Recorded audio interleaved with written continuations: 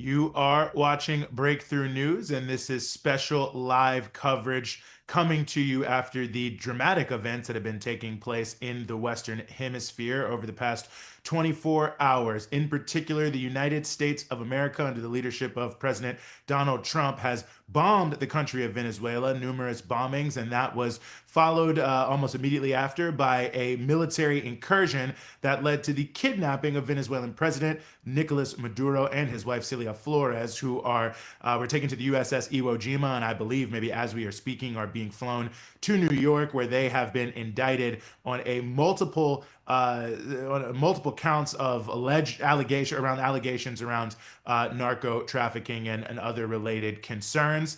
This, of course, has been widely condemned all around the world by world leaders, average everyday people, civil society, who have noted that the U.S. action is in total contravention to any form of international law, and as many have been raising in the United States, is perhaps outside of his actual powers as president under United States law. So this is being widely denounced as lawless in many different quarters and in many different ways. And protests have taken place all around the world in over 70 cities in the United States right now. People are protesting. And of course, roughly 60% of Americans, according to a recent YouGov Economist poll, are opposed to military action in Venezuela and the use of military action to pursue regime change there in the country.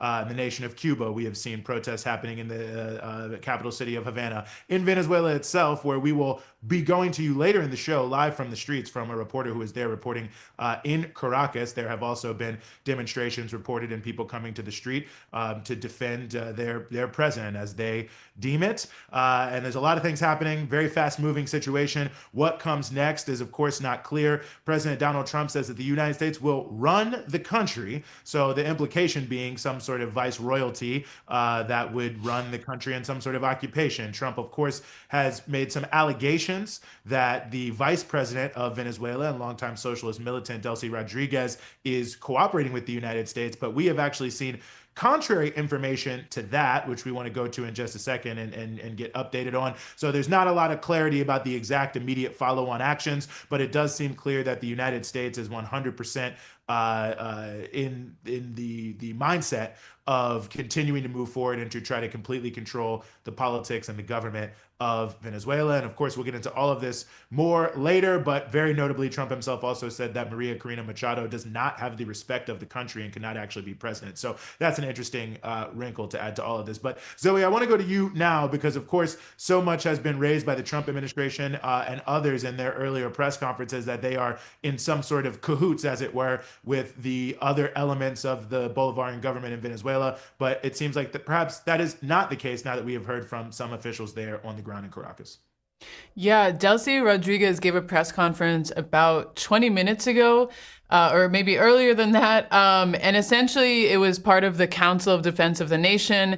And she addressed the people of Venezuela, the people of the world, to condemn the U.S. attacks against Venezuela. Once again, she had spoken on Telesur on a phone call at about 5 in the morning to confirm that, in fact, she did not know the whereabouts of Nicolas Maduro. Now she gave a more formal address to the people of the country and condemned the attacks. And as you said, she contradicted these statements from from Donald Trump, who seemed to imply that she in some way was cooperating with the Trump administration.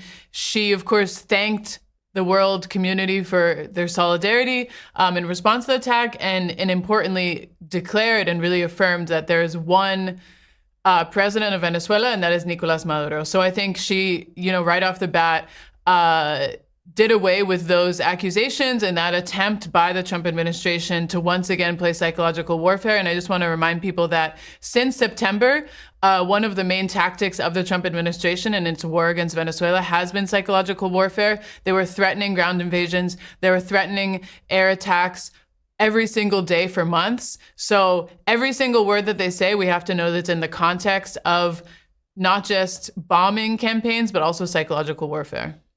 No, absolutely. And we forgot to introduce ourselves. That was Zoe Alexandra, editor of People Dispatch. I'm Eugene Puryear from Breakthrough News, and here alongside my intrepid co-host on a weekly basis, Rania Khalek, also of Breakthrough News. Rania, great to be back alongside you. And Zoe, of course, as well. Well, happy 2024, you guys. I started off the year by breaking 2024. Wow, my brain is so fried. I'll tell you why. It's 2026, and I wish it was 2024 because the last 2 years have been really hard. We have started off the year 2026 with a horrible banger. Also, I broke my computer, so my screen is like a mess right now, so I can't see you guys as I'd like to. So sorry if I'm a little discombobulated in my talking points here, but what a disaster. However, in disaster, we're here to bring you the reality of it because there's lots of lies going around. So I want to take a moment to remind people that you are watching BreakThrough News, an independent media outlet where we tell you the truth about war because we're not funded by Lockheed Martin. And that's why we're going to have a really, really good show today discussing the reality of what the U.S., the insane reality of what the U.S. just did in Venezuela. We're going to be talking to Vijay Prashad, to Manolo De Los Santos, to we've got people on the ground in Mexico, in Venezuela. We've got people on the ground in the U.S. We're going to be talking to Brian Becker. So we have lots to discuss. I want to remind everybody we're able to do things like this because we're independent. And we stay independent with your support. You can help support us by going to patreon.com/breakthrough news and becoming a patron for as little as $5 a month. I promise I'm almost done with this spiel. You can also throw money at us in the live chat on YouTube, but also make sure that you like this episode, make sure you're subscribed to BreakThrough News, and make sure you engage as much as possible with this content because it helps boost us in the algorithm that hates us. And with that, I'll throw it back to you guys. Yes, absolutely. And I appreciate everyone who's watching who is an existing patron, and of course, everyone who continues to support us as we move into uncharted territory. And we're going to be moving and doing a lot of different things. We have great things happening. I just want to note, I may be looking to the side more than normal because we want to look at everything that's happening in a breaking way and actually tell you the truth and not just be saying things. So, we're moving forward. We've got a great show. We want to move right in here now to our first guest who we're very, very honored to have here on the show, and that is Dr. Vijay Prashad, the Executive Director of the Tricontinental Institute. Vijay, as always, thanks so much for being with us. Yeah, thanks for having me. It's a strange day today. It is. And I think, Rania, I don't know, I think you wanted to play a clip for Vijay, I believe, to open and ask a question, so I'll kick it to you. Hello, Vijay, from what you call the other side of imperialism. As everyone knows, I'm based over here in Lebanon, which has been the subject of a lot of U.S. bombs over the last couple of years. And now I'm watching the U.S. do it to Venezuela. We warned about this. We've talked about this. Now it's happening. They've kidnapped the president of Venezuela. It's quite insane to witness all this insanity. But Trump got even more insane, Vijay. I'm sure you watched the press conference that he gave addressing the nation over what he and his administration just did. And he made some claims about what he planned to do. I want to play that clip, and then I want to ask you some questions about it, Vijay. We're going to run the country until such time as we can do a safe, proper, and judicious transition. So we don't want to be involved with having somebody else get in, and we have the same situation that we had for the last long period of years. So we are going to run the country until such time as we can do a safe, proper, and judicious transition. And it has. So there you have it. We're going to run the country, but Trump has yet to give any clarity about what that means. The press did a terrible job of asking for clarity about that after him and his administration officials spoke. I mean, I'm just sitting here, Vijay, watching that. You've covered so many U.S. wars, including the occupation of Iraq. If you want to run the Venezuelan government, run a country of 30 million people, you're going to have to put tens of thousands, if not like 100,000 U.S. soldiers on the ground and occupy it, because Venezuela is full of millions of people who are pro-revolution, who are Chavistas, and who certainly won't roll over and just allow Trump or America to run their country or, give them their oil for free. So I'm just curious your thoughts on the idea of the U.S. running the Venezuelan government, as Trump said, and staying, he used the word staying, until a safe transition has been reached. Well, the most important part of that statement is the acknowledgement that the preferred heir, Maria Corina Machado, who was given the Nobel Peace Prize last year, is not ready to take over. I mean, that is a real slap against the Venezuelan opposition. And one of the interesting bits of timing is the Venezuelan National Assembly is to reconvene on the 5th of January. The election was held in May last year. That assembly sits from 2026 to 2031. And the opposition in the assembly is led by veteran opposition politician Henry Capriles. I think there's an understanding that when that opposition comes into the assembly, Capriles dislikes Maria Corina Machado. The opposition once again is going to fray. The United States not prepared to risk its fortunes on a fractious opposition. So Mr. Trump is saying something that he said, in fact, in criticism of George W. Bush at the time when the United States overthrew the government of Saddam Hussein. What he said was why didn't the United States just go in and take the oil? Why didn't the United States go in and run the country directly and just pay for the occupation with the oil money? I mean, that was his criticism of George W. Bush. People misunderstand that, saying Mr. Trump was against wars. No American president has been against a war. The legal justification, and I use the word legal really very, very ironically, not in a way that's alongside international law, but the U.S. legal justification for all this was set by Barack Obama in 2015 when he signed an executive order on Venezuela. So Mr. Trump is basically just saying, I'd do Venezuela, which Barack Obama has basically said is legal for the United States to come in and do what it wants. I'd do it better than George W. Bush did it in Iraq. Now, you asked a very important question. Does the United States have the internal ability to actually send enough people to go and then colonize Venezuela? I think that's the history has shown us. United States very good at bombing countries. Indeed, very good even at going in and snatching a leader. It's not the first time in Latin America. They did that already with Manuel Noriega in 1989 in Panama. The United States very good at destroying countries, very bad at governing them. It showed that in Afghanistan, showed that in Iraq. The United States didn't even try in Syria, handed it over to Al-Qaeda, didn't even try in Libya. I doubt very much they'll try in Venezuela. I think these are empty words from Mr. Trump. But I have to be very cautious about saying that, because a lot of things Trump says sound like empty words, and then he goes ahead and does it anyway. So they may try to govern Venezuela, but it'll end up a worse fiasco for them than Iraq. Vijay, I think you bring up a lot of really important points. And one element is that, yeah, of course, this has happened before in terms of the U.S. going in and snatching presidents, but actually doing direct military strikes on South America is unprecedented. And even in the military buildup that we saw since August, the strikes on boats in the Caribbean, it still seemed like they won't actually do something against, a land strike against Venezuela, but they have. And it is an unprecedented moment.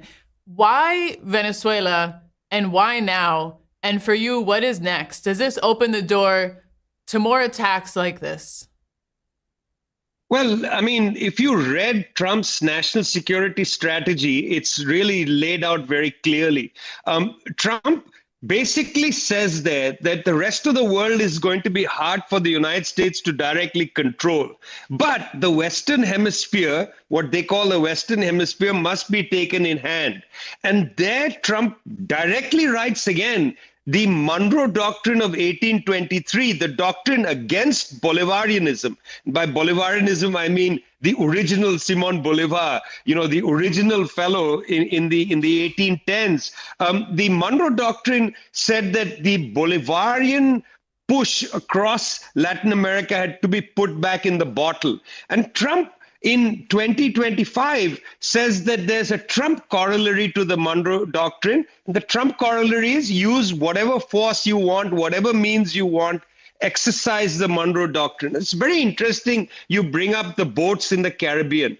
I was, for whatever reason, awake at 3 o'clock in the morning, Santiago time, and I was texting with people in Caracas. In fact, somebody live streamed the bombing with me. It was a very surreal moment, I would say. I felt very awkward about seeing that in that way. But at any rate, when I was watching that, the first thing that crossed my mind was my sense that when the United States announced that they had moved their E-8 growlers, E-18G growlers, to Puerto Rico. These are electronic jamming aircrafts. When they had moved these aircrafts to Puerto Rico, I read that report in one of the Stars and Stripes magazines, and I thought, well, that's interesting, but I wonder what's going on. Well, look, they have the most sophisticated electronic jamming systems, the ALQ-249. That's the most publicly available one. It's very likely that the United States, whose military power is frequently underestimated, have the capacity to just paralyze all kinds of air defense systems. I always found Seymour Hersh's article about the capture of Osama bin Laden in 2011 to be a little off. I don't really think that the Pakistani military allowed themselves to be so badly humiliated. I think the United States had jamming systems in place. They sent in those 2 Black Hawk helicopters, grabbed bin Laden and came out. Very similar operation here, by the way, except they did it with a lot more noise, a lot more distracting bombardments in different parts of the country. They knew exactly where Mr. Maduro was. They know exactly where everybody is. For God's sake, people, wake up. The Israelis knew where all mid-level Hezbollah people were, and they blew up their pagers. I mean, their electronic systems should never be underestimated. Imperialism has incredible power to destroy. Beyond that, what they will do, one doesn't know.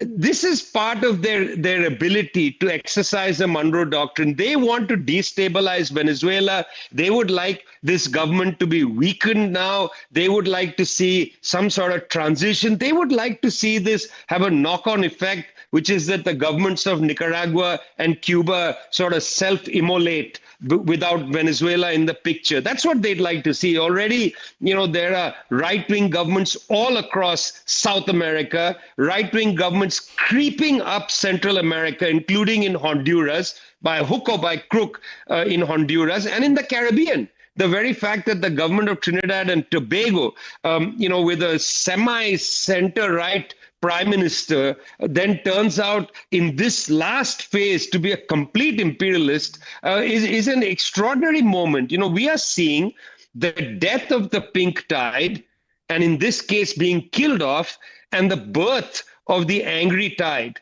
Imagine what you must feel like to be Jose Antonio Cast in Chile, waiting to be inaugurated, watching the United States do this in Venezuela. You feel like now in Chile, you can do anything. Nayib Bukele in El Salvador is watching this on television, saying, now I can do anything. And there's elections this year in both Brazil and in Colombia. And I'll tell you something. People should not be too comfortable about the fact that Gustavo Petro is the president of Colombia. He cannot run again. You can't by Colombian law. But the next president of Colombia might well be Vicky Davila. And God help the Colombian people. In Brazil, people are feeling like, oh, there's no way that Lula can lose. I don't think you should be so confident that Lula can win. And even if Lula does win, the Senate will be captured by the Bolsonaristas. That means from as low down as the southern cone all the way up to the border of Mexico, you have a fire-breathing right wing in power. And getting rid of Nicolas Maduro in this brutal, illegal way is just one small way to move a piece on a chessboard. And Mr. Trump, exercising the Monroe Doctrine through the Trump corollary, is pushing U.S. power in a way we haven't seen, at least not in my lifetime. No, I think those are extraordinarily important points, Vijay. And I think to talk about the geopolitical nature of it, not simply just an issue over resources, but the use and distribution of resources to help people and how the U.S. does not want that in any context. And, I mean, maybe we can, I mean, they're dressing the whole thing up with the drugs thing, but I would say over the past couple months, they've been pretty open themselves. I want to try to bring up a tweet from Stephen Miller that I think is important. And he says, American sweat, ingenuity, and toil created the oil industry in Venezuela. Its tyrannical expropriation was the largest recorded theft of American wealth and property, blah, blah, blah, blah, blah, blah. I don't want to give him too much airtime. But the reason I wanted to bring this up specifically, Vijay, is because this is the exact same argument that the British made about Mossadegh Day in Iran, that we built the oil industry in Iran and thus it belongs to us and they have no right to nationalize it. And I guess I just want your thoughts on that, what to me seems amazing, confluence here of colonialist logic. Well, firstly, it's very important to say that Hugo Chavez's first government did not nationalize the oil. I mean, it's important to say he wins the presidential election in 1998 with a mandate to improve the people's condition of life. They pass a new constitution in 1999, mandating improve the people's life. And then there's a democratic constitution, democratic law passed in 2001, the hydrocarbons law, which says that Venezuela should have more say over the surplus based on the oil extracted. Chevron understands that they're playing ball and decides to negotiate with the Venezuelan government. ExxonMobil goes nuts about this, and Canadian mining companies, Barrick Gold, led by Peter Monk. Peter Monk writes in the Canadian press saying Hugo Chavez should be overthrown. There's a coup attempt against Chavez in 2002, right after the hydrocarbons law. It's not you don't need Stephen Miller around to say these things. Stephen Miller is a moron. This has been a long-standing part of U.S. policy that this oil is U.S. oil. Why should ExxonMobil's oil have been taken? And remember, Trump's first Secretary of State was Rex Tillerson, former CEO of ExxonMobil. And it was actually Rex Tillerson who engineers ExxonMobil's confrontation between Guyana and Venezuela over the Essequibo region. I mean, they've been angry about this for a very long time. They want that oil back. And it's important to tell people who are going to go and say silly things on social media, the United States doesn't need oil. It's an oil exporter. The United States wants to control the oil. The United States wants to control the oil. It's a supremely important resource. And also, they don't want the Bolivarian revolution to be using the oil to improve the conditions of life for people in the Caribbean through PetroCarib, which for a brief period of time helped the people of Haiti. They don't want the proceeds of the oil to be used to help left-wing movements across Latin America, indeed around the world. Don't forget that it was Hugo Chavez who in 2003 said we don't want no US imperialism, the first time after the collapse of the Soviet Union. Hugo Chavez joining Fidel Castro in a global campaign against imperialism. Meanwhile, it was in fact about 6-7 years later for us to listen to the Russians and the Chinese say we don't want a single master in the world. Chavez was saying this 2003, goes to the United Nations and says, I can smell sulfur here after George W. Bush has spoken. Now, it's important to remember that what Stephen Miller tweets, this is our oil, we want it back, has been the basis of US policy from the 2001 hydrocarbon law to the present. Extraordinarily consistent policy that has gone from the administrations of George W. Bush, Barack Obama, blah, blah, blah. Do you want to, Zoe, before we let Vijay go, do you want to top that off with anything? I mean, Vijay says it all. And I think I really encourage everyone to read his report that he wrote with Taroa Zuniga. Also, Vijay, your reports on the angry tide. I think we really have to situate ourselves in exactly what you're saying and the fact that the region is changing rapidly and the politics of the region are changing rapidly, and we have to take it seriously. I just want to make a quick plug for Hyper-Imperialism, the study done by Tricontinental that I think gives critical background. So go to the Tricontinental Institute for Social Research and check out all that work. Well, it's so great to be with you guys again. What a day. Nicolas Maduro is my friend. I feel terribly for him. When he was told by Hugo Chavez, Nicolas, you have to take over after I'm dead. Nicolas Maduro started crying and saying, nobody can take over from you. Please don't put this mantle on me. It's an extremely humble man. He enters politics as a union leader of the bus drivers. He himself was a bus driver. Then he goes off and becomes a politician because Chavez found him in the union movement, becomes a foreign minister. He is a reluctant politician, and I feel terribly for him as a person.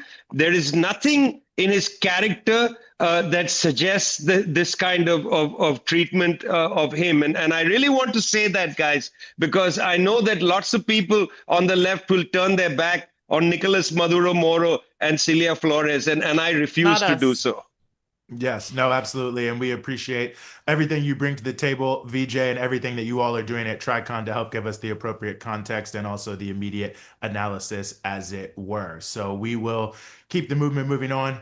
Thank you again. And I think, Zoe, we're going to get ready to go to our next guest here. But one thing I did want to notice, some news that was just given to me that is breaking. I can't fully confirm this, but there is reports coming out of Venezuela that one of the strikes that took place last night may have actually struck a medical supply warehouse. So unclear exactly what's happening there. That report is coming out, but I just want to remind people it's important to continue to watch the civilian toll.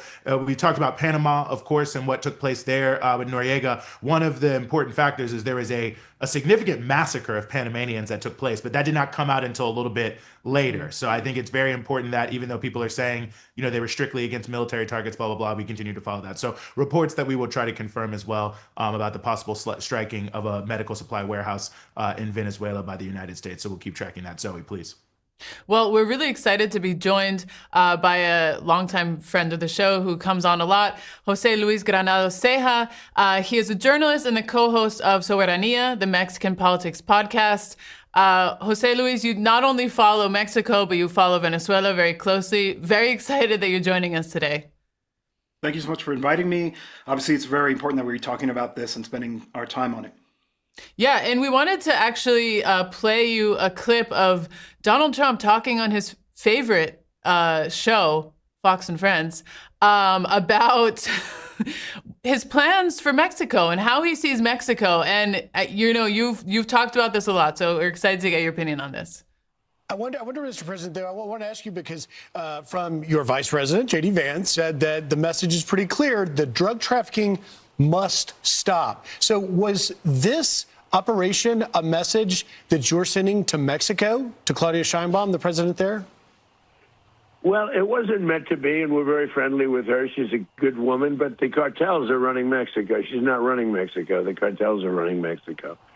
And we could be politically correct and be nice and say, oh, yes, she is. No, she's very, she's very frightened of the cartels. They're running Mexico. And I've asked her numerous times, would you like us to take out the cartels? No, Mr. President. No, please. So we have to do something because we lost. The real number is 300,000 people, in my opinion. They like to say 100,000. 100,000 is a lot of people, but the real number is 300,000 people. And we lost it to drugs, and they come in through the southern border, mostly the southern border. Plenty come in through Canada, too, by the way, in case you don't know. But they come in through the southern border, and something's going to have to be done with Mexico. So something is going to have to be done with Mexico. I mean, there's a lot to unpack in that clip, almost too much. Some subtle racism, misogyny, perhaps not so subtle.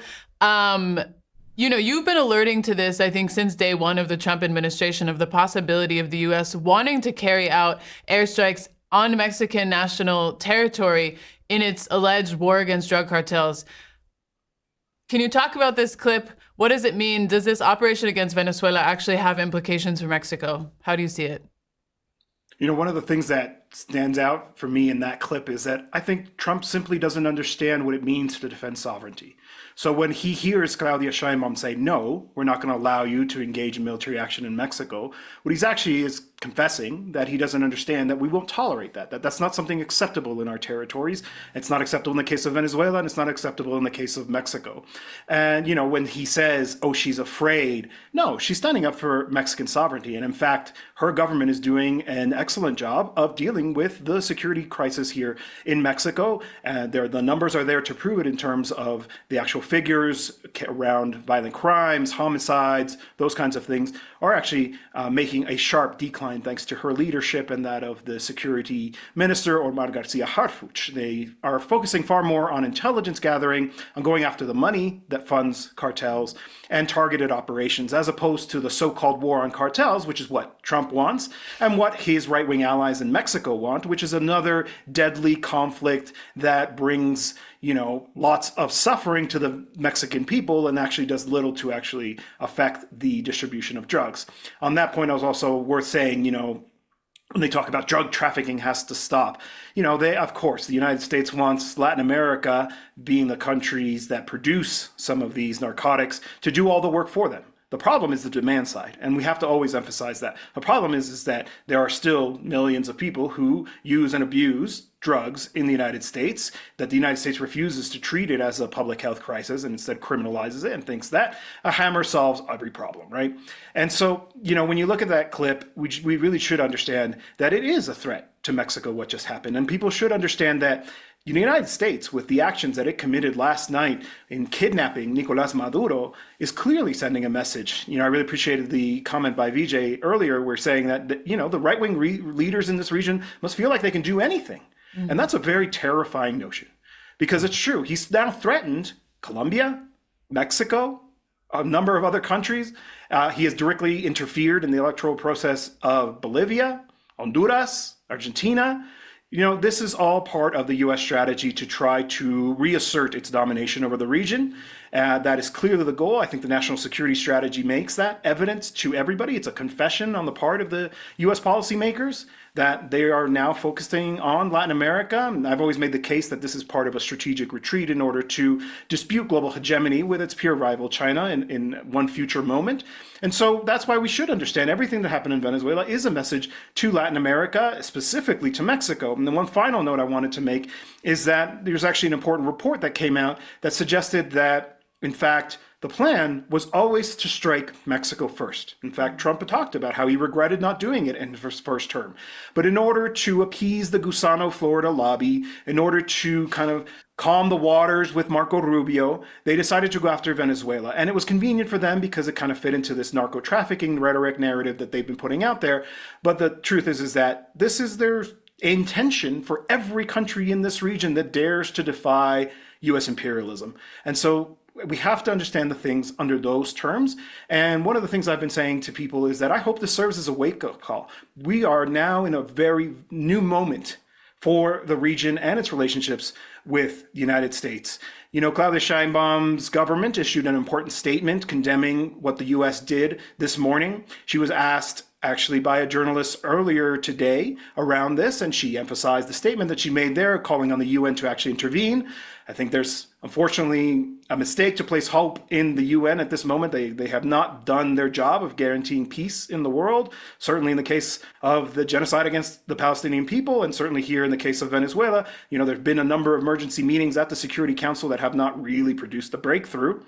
I think that obviously, you know, is due to the issues around the structural limitations of the Security Council. I mean, if there was a resolution, we all know that the U.S. would veto it as a permanent member.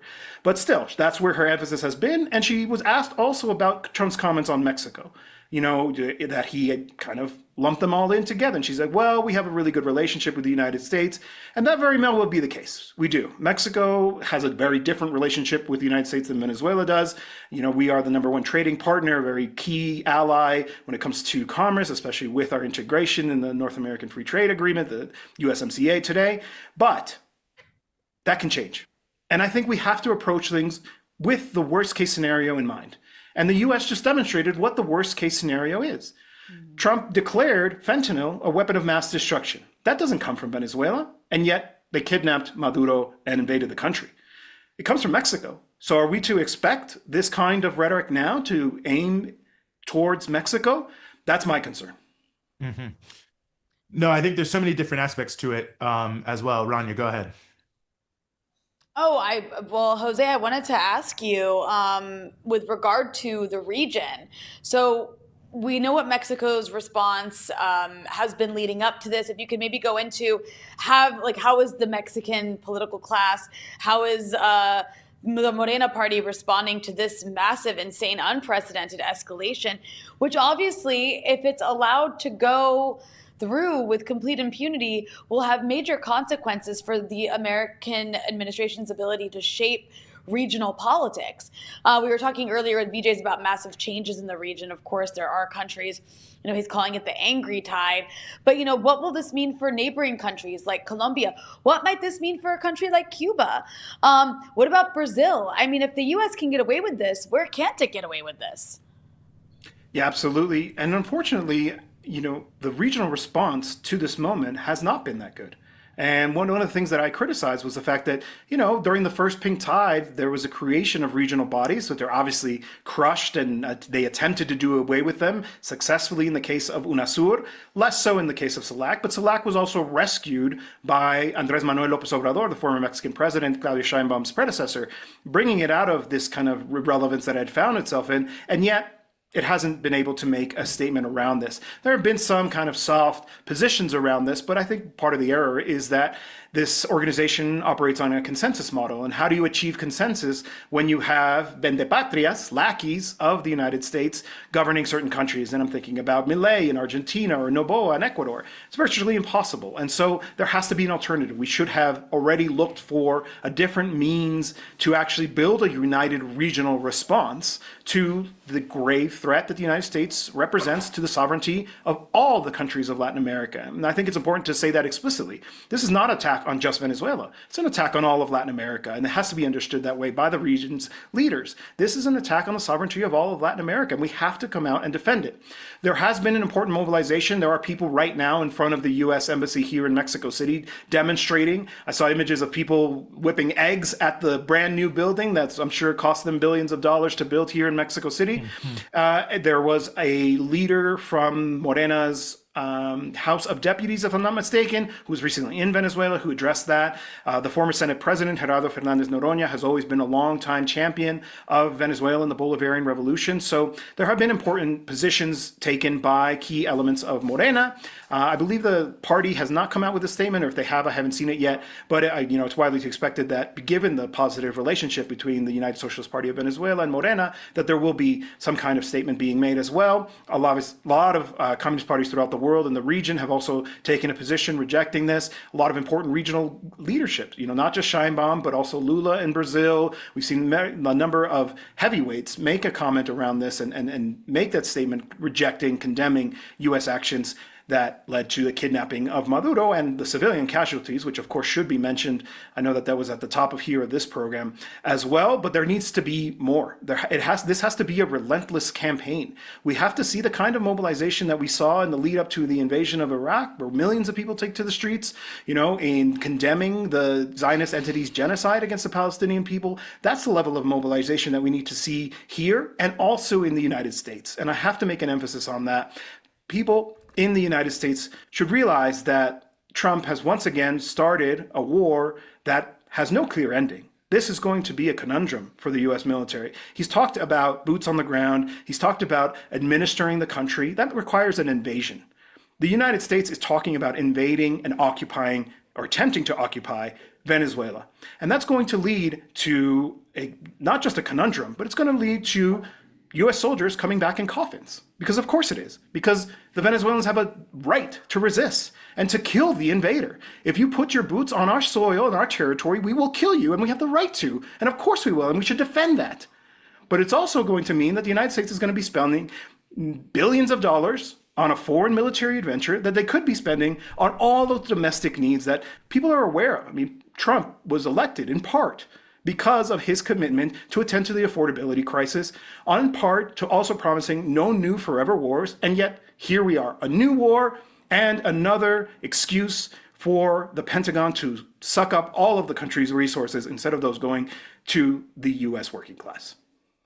Yes, absolutely. Well, 75 cities in the streets so far in the United States today. Hopefully, we'll be able to bring you some photos from that or videos from that as we move on through the show. But Jose Luis, really appreciate you. And of course, can't recommend any higher the Soberanía Mexican Politics podcast, following so many things so closely. Really important context. Thank you so much. Thank you so much. Mm-hmm. Lots to say there. Yeah. Lots to say about everything. I just will remind people sort of at the top here, since we're in the show a little bit, this is our special live coverage, the aftermath of the U.S. bombing of Venezuela and the kidnapping of the President Nicolas Maduro and his wife, Cilia Flores. There is a lot of debate, I guess, about what exactly is taking place in the aftermath of President Maduro being kidnapped and removed from the country, which I also have to say, Zoe, is very reminiscent of what happened to President Jean-Bertrand Aristide in Haiti in 2004, also kidnapped by the United States. But sorry, guys, that was my fault. I did that because I can't see half my screen. I accidentally X'd out of the box. Wow, 2026, rough year to start out with. But continue, Eugene. I just wanted to reintroduce myself. Yes. Rania Khalek. Don't know how to work a computer.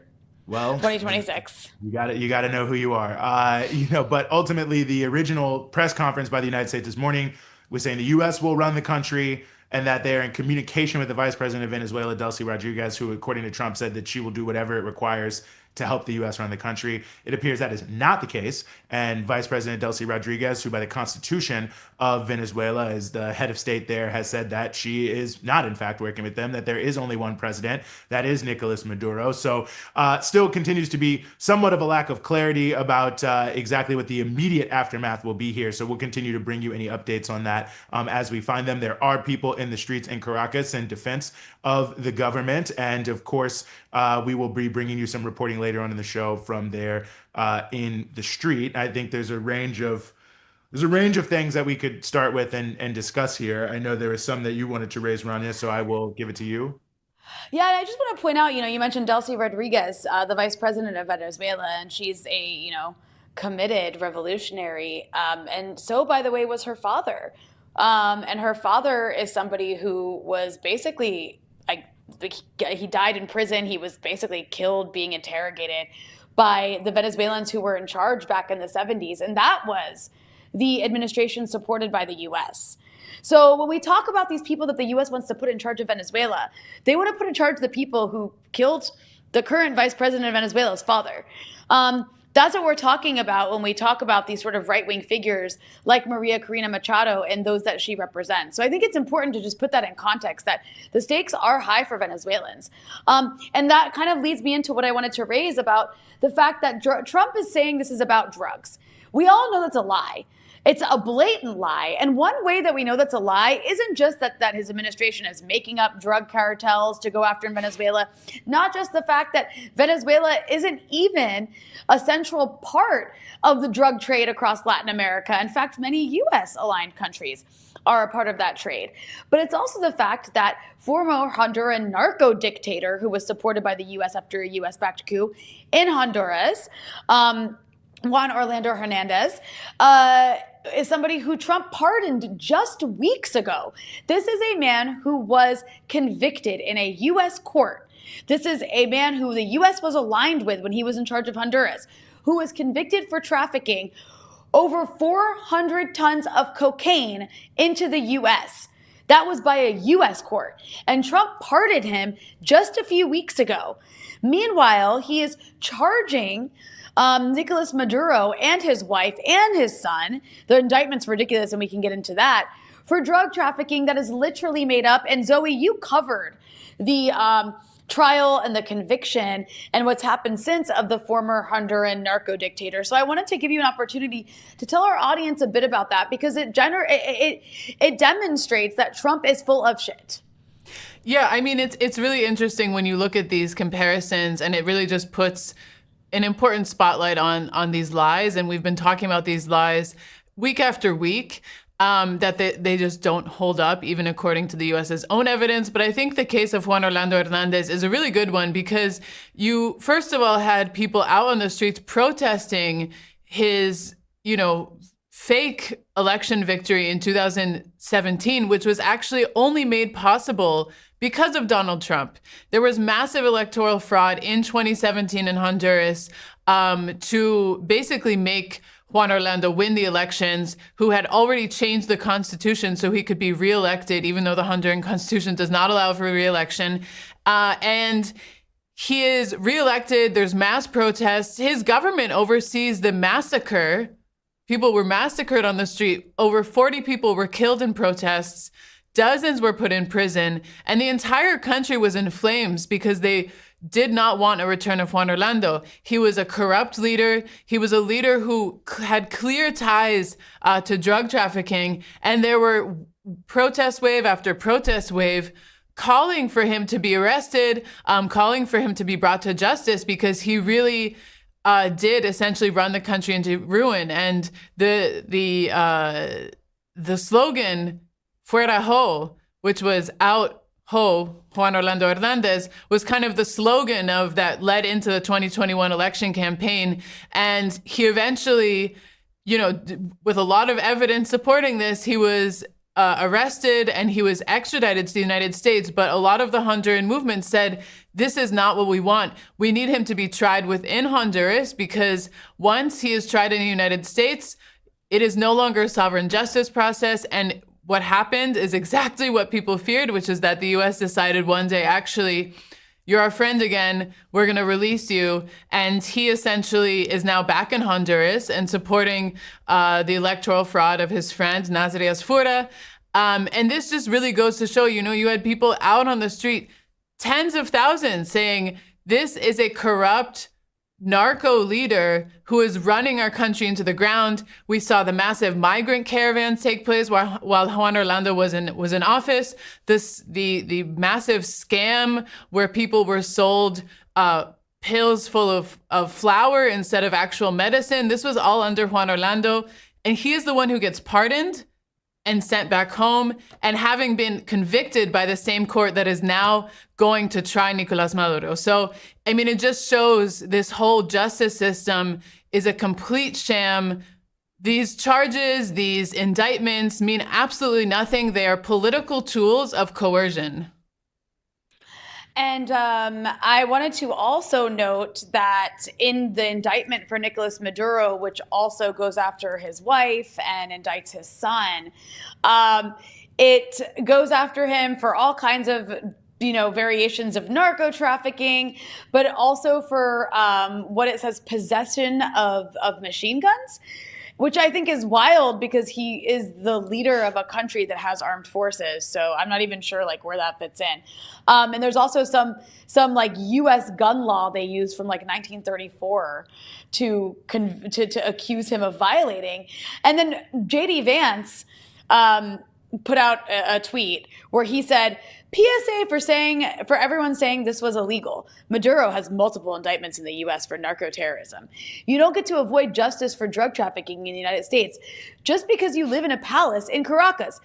Actually, yes, you do. One. And two, it's like saying U.S. law. This is how they act about sanctions. It's like saying U.S. law applies all over the world. Meanwhile, I'd just like to point out that there is a man called Benjamin Netanyahu who has actual international criminal court indictments against him. Criminal court, they literally want to arrest him. There's a arrest warrant out for this man, a legitimate arrest warrant. And the U.S. is threatening to sanction any country that applies that international jurisdiction. Meanwhile, it is kidnapping people who are heads of state, bringing them to the U.S. and charging them with BS, but it's essentially U.S. law. So anyways, Eugene, I wanted to ask you if you had anything to say about the indictment, which is another insane element of all this. Yeah, I have some to say about it, but I think that, it can be summarized pretty quickly. Just like all indictments, they throw everything at you but the kitchen sink. An indictment is not proof of anything. It's just them laying out a number of facts that they claim I think if you read through the indictment, you can see that there are a number of things that they are claiming. We'll see in a court of law if they'll be able to prove that. A significant portion of it does seem to rest on what essentially is defector testimony from people who have left Venezuela, who themselves were under some sort of U.S. indictment, who have cut a deal with the United States government to appear in court against President Maduro. So, I think moving forward, we will likely. I think everything in there should be taken with a grain of salt and should be considered a fact that will be and can be contested. And as with all indictments, they are hard to. They look bad on purpose. They call it a speaking indictment. That's the whole point. You put everything out there to make it look bad, but that's not the totality of the evidence. And so I think that that's important for people just to understand here, is that an indictment is not evidence. An indictment is a statement by the government alleging that you have done something. And certainly it's one that we'll have to see what proof they bring to the table. But a lot of it seems to be, in my view, essentially defector testimony. And I think anyone who knows anything about the court system is fully aware of that. But I want to actually make another point, which I think is key, because we're seeing more statements come out from U.S. politicians all across the spectrum, especially the Democratic Party, that are saying, well, this is an illegitimate government. And they're questioning Donald Trump, these Democrats especially, because they are, trying to gain some partisan points. But this is sort of universal across the U.S. press and universal across all U.S. politicians, but it's actually not based on universal fact. And I think that's critically important for people in the U.S. to understand as we continue to see what's going through in the day. The last election that took place inside of Venezuela for presidency, and we can come back to this, but I just want to say this quickly because I think it's important, was contested by some individuals, by a narrow subset of the opposition, including people like Maria Corina Machado. They said this is a fake election, this is a stolen election. There was a dispute over essentially the tickets that come out of voting machines, where this opposition, the Maria Corina Machado people, said that we have a bunch of these tickets that come out of voting machines that show the election was totally stolen. So, and the Electoral Commission had said that Nicolas Maduro has won the election. So what happens is the Supreme Court convenes a roundtable essentially to look at all of these tickets from voting machines. The United Socialist Party of Venezuela, which is the party of Maduro, they bring their tickets. A number of the opposition parties that also participated in the election, they bring their tickets. The opposition who is disputing the election, they refuse to bring their so-called evidence and put it before the Supreme Court. So the Supreme Court, looking at all the evidence, says we believe that Nicolas Maduro did win the election, that he is the president of the country. And as you can see to my right here, there were huge mobilizations of hundreds of thousands, if not millions of people around the country that started happening almost as soon as the election was over, saying, yes, Nicolas Maduro is the president, and we are mobilizing to show that people are with him. The vast majority, almost all opposition parties who participated in the election, who submitted their evidence to the Supreme Court, did not challenge it, but a grouping of the opposition that is tied to the U.S. government, tied to European governments, tied to right-wing movements around the world, has continued to maintain that Maduro did not win. So you could say that it was a quote-unquote disputed election. In some senses, yes. But what's really happening is that the preponderance of evidence that Nicolas Maduro did in fact win the election on the ground in Venezuela, that seems to be the majority opinion, even of some of those who opposed him and ran against him, is being totally dismissed and marginalized. And a narrow, unproven claim by a set of the opposition that has every possible motivation to manipulate what happened is what's being reported in the international press. But to consider that to be right or correct or true, or that this is an illegitimate government, I think is a significant distortion of the facts on the ground of what took place, and a complete marginalization of the millions of Venezuelan people who consistently mobilized to defend their vote. And I think that's important for people to understand. This claim of illegitimacy is itself an illegitimate claim, whatever other points we want to make. So I just wanted to make that before we go to our next guest. No, I just know, just to add to what you're saying, Eugene, I know we have to move on, but I just want to point out, and I think this is really important. This is not Saddam Hussein, Iraq. This is not Gaddafi, Libya. And you can say what you want about those situations, but all that's to say, this is a country that does have elections. In fact, Zoe and I were at the elections last year. It was those elections, the presidential elections that Nicolas Maduro did actually win, were monitored by hundreds of people from all around the world. They were very transparent. And till this day, you will watch CNN, you will read the New York Times, and they will say with zero evidence that the real winners of that election was the opposition, when that is just false. We witnessed it, and we also witnessed a U.S.-backed fascist coup attempt. There were there was fascists lynching people in the streets because they refused to accept the election results last year. And it's just amazing to see. I mean, we've watched the media lie about Palestine. they also lie about Venezuela. They lie. They call Maduro an authoritarian. They say the government's dictatorship. Sorry, but the U.S., if Venezuela's a dictatorship, then how dare you even call the U.S. any bit of democracy for whatever bourgeoisie democracy it has? Because Venezuela has way more local control over who's in charge than we do in the U.S. So I'm really sick and tired of seeing these people online being like, especially you'll see it from Democrats right now, they'll caveat everything with Maduro's evil and he basically deserves the worst in life. But this is not the way to do it. And it's like, you guys, this is actually a country with a massive socialist base that supports a socialist administration and that has so much organization and democracy to it. Well, yeah, I think it's a crucial point. Yes. Let's go right to the source here. We have Andreína Chávez with us, who is a reporter based in Caracas, who has been out today. Andreína, thank you so much for joining us. Oh, you're muted.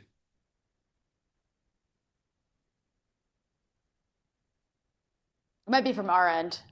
Maybe I think it might be from our end. Well, let's try to get that fixed because we have someone on the ground in Venezuela. And we really want to hear from her. But anyways, I don't know if Zoe, if you have anything to say, because you were there last year as we wait to get our guest back on, as you were there last year as well.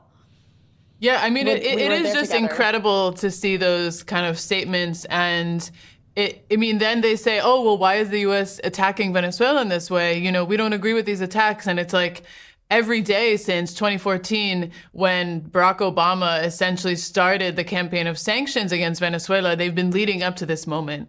When you call Venezuela a threat to the U.S. national security, you're saying that it's okay to attack it, to sanction it, to protect U.S. national security. It is not a departure from this path, but a continuation on it. So I think it's really important to understand that all of, what we saw today is, of course, a massive escalation, but it does really have roots. And of course, not only in the Obama sanctions, but again, I encourage people to read on People's Dispatch, Vijay and Taro's article, which chronicle year by year, essentially, all of these different US-backed, CIA-backed plots to attempt to undermine Venezuelan democracy. I mean, it's been extremely clear since day one, since Hugo Chavez enacted the hydrocarbon law, which, again, did not nationalize the Venezuelan oil industry, because actually this was nationalized in the 70s, but it took back a lot of control because a lot of these national companies, like we've seen across the world, privatize, they give concessions to multinational companies. And with this law, they were able to take back control and use that oil wealth for social programs. And so we can't understand what's happening today as an aberration of U.S. policy against Venezuela, but really a continuation of it. And there's a lot of resources out there. BreakThrough has done a lot of episodes, has done a lot of coverage of it. And I really, encourage people, because when you're seeing these messages from these Democratic pundits, from these people who kind of say, well, not this way, but, we think he should leave, but by peaceful means. It's a false pretense that they're making. It's a false claim that they're making. Every single time that the U.S. or any elected official in the United States says that a country should change its leader because they consider that it is not up to their standards of democracy, you're saying that you want regime change. Donald Trump is saying it very clear, but the Democrats have been saying this since day one. They thought they could get away with just sanctioning the Maduro government after Chavez died. They thought that Maduro would fall quickly, and they've seen that actually Maduro has lasted 12 years since Chavez's death and has resisted these attacks. And the only way to actually get rid of him was to literally go in and kidnap him. They have put him to every single test possible. And this was the only way that they could take him out. And he's not gone. Zoe and Eugene, I also want to just throw this in here. I think it's important to also recognize this is, yes, it's about oil. Venezuela has the biggest oil reserves, but it's also about ideology. Because at the end of the day, Venezuela is this left-wing government. They're aligned with the Cubans, another left-wing government. And there's some sort of like loosely progressive, left-leaning governments as well that are kind of in that camp. They're certainly not in the right-wing camp. But the point is, like when Vijay was talking about that angry tide, that's a very right-wing tide.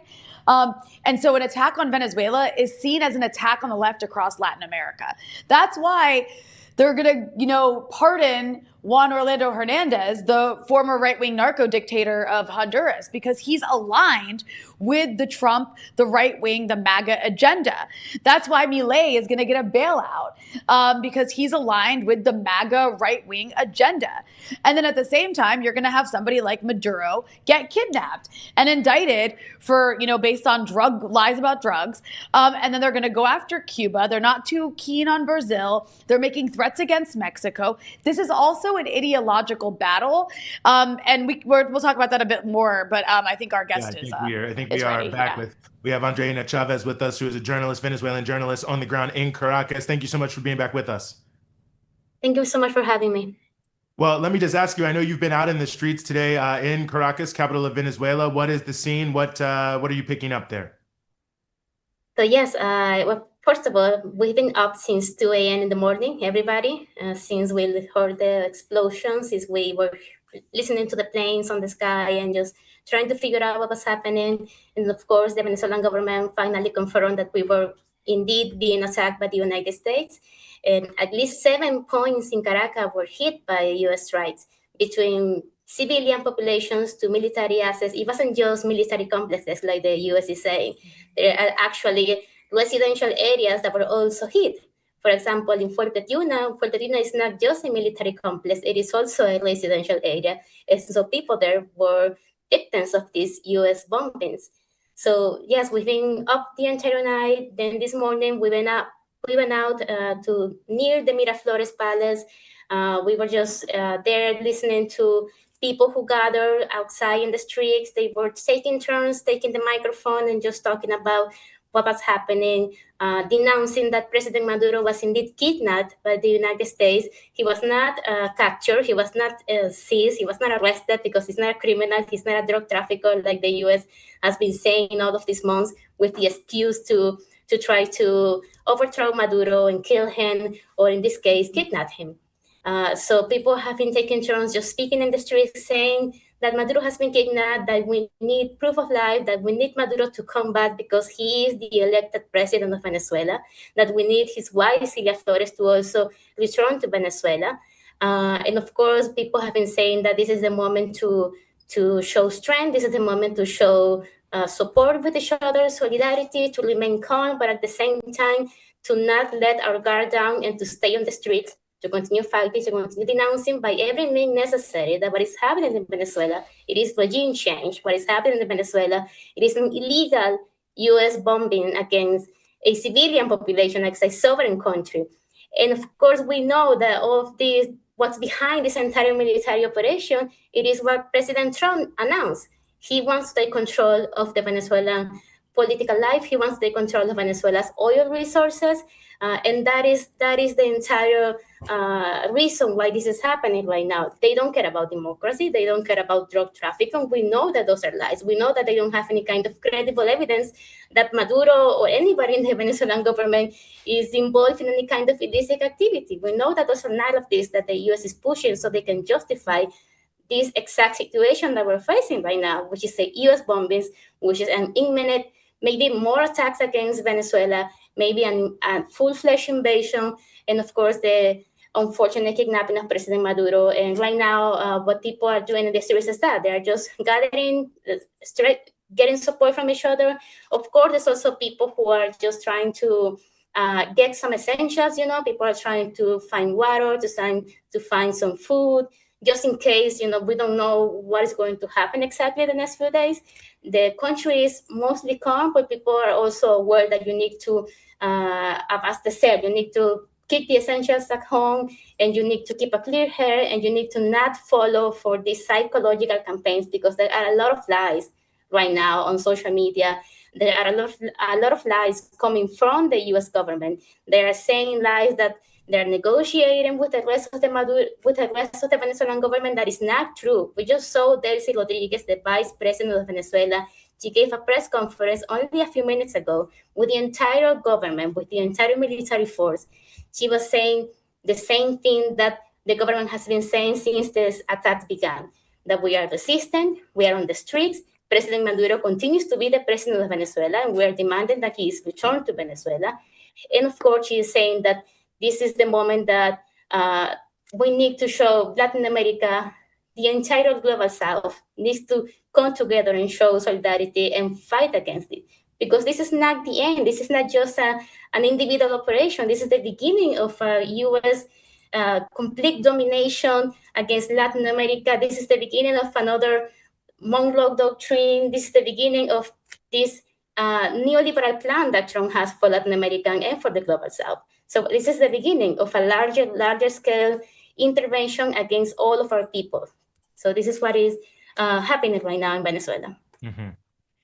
So I want to know, I want to kind of zoom in a little bit on what's happening in the streets, because, you know, when you watch U.S. media, they make it seem as though, oh, people are celebrating. In fact, people have gone on U.S. media who are Venezuelan, who live outside of Venezuela, and maybe sometimes inside, and said, yes, everyone's so happy this happened. Everyone hates Maduro.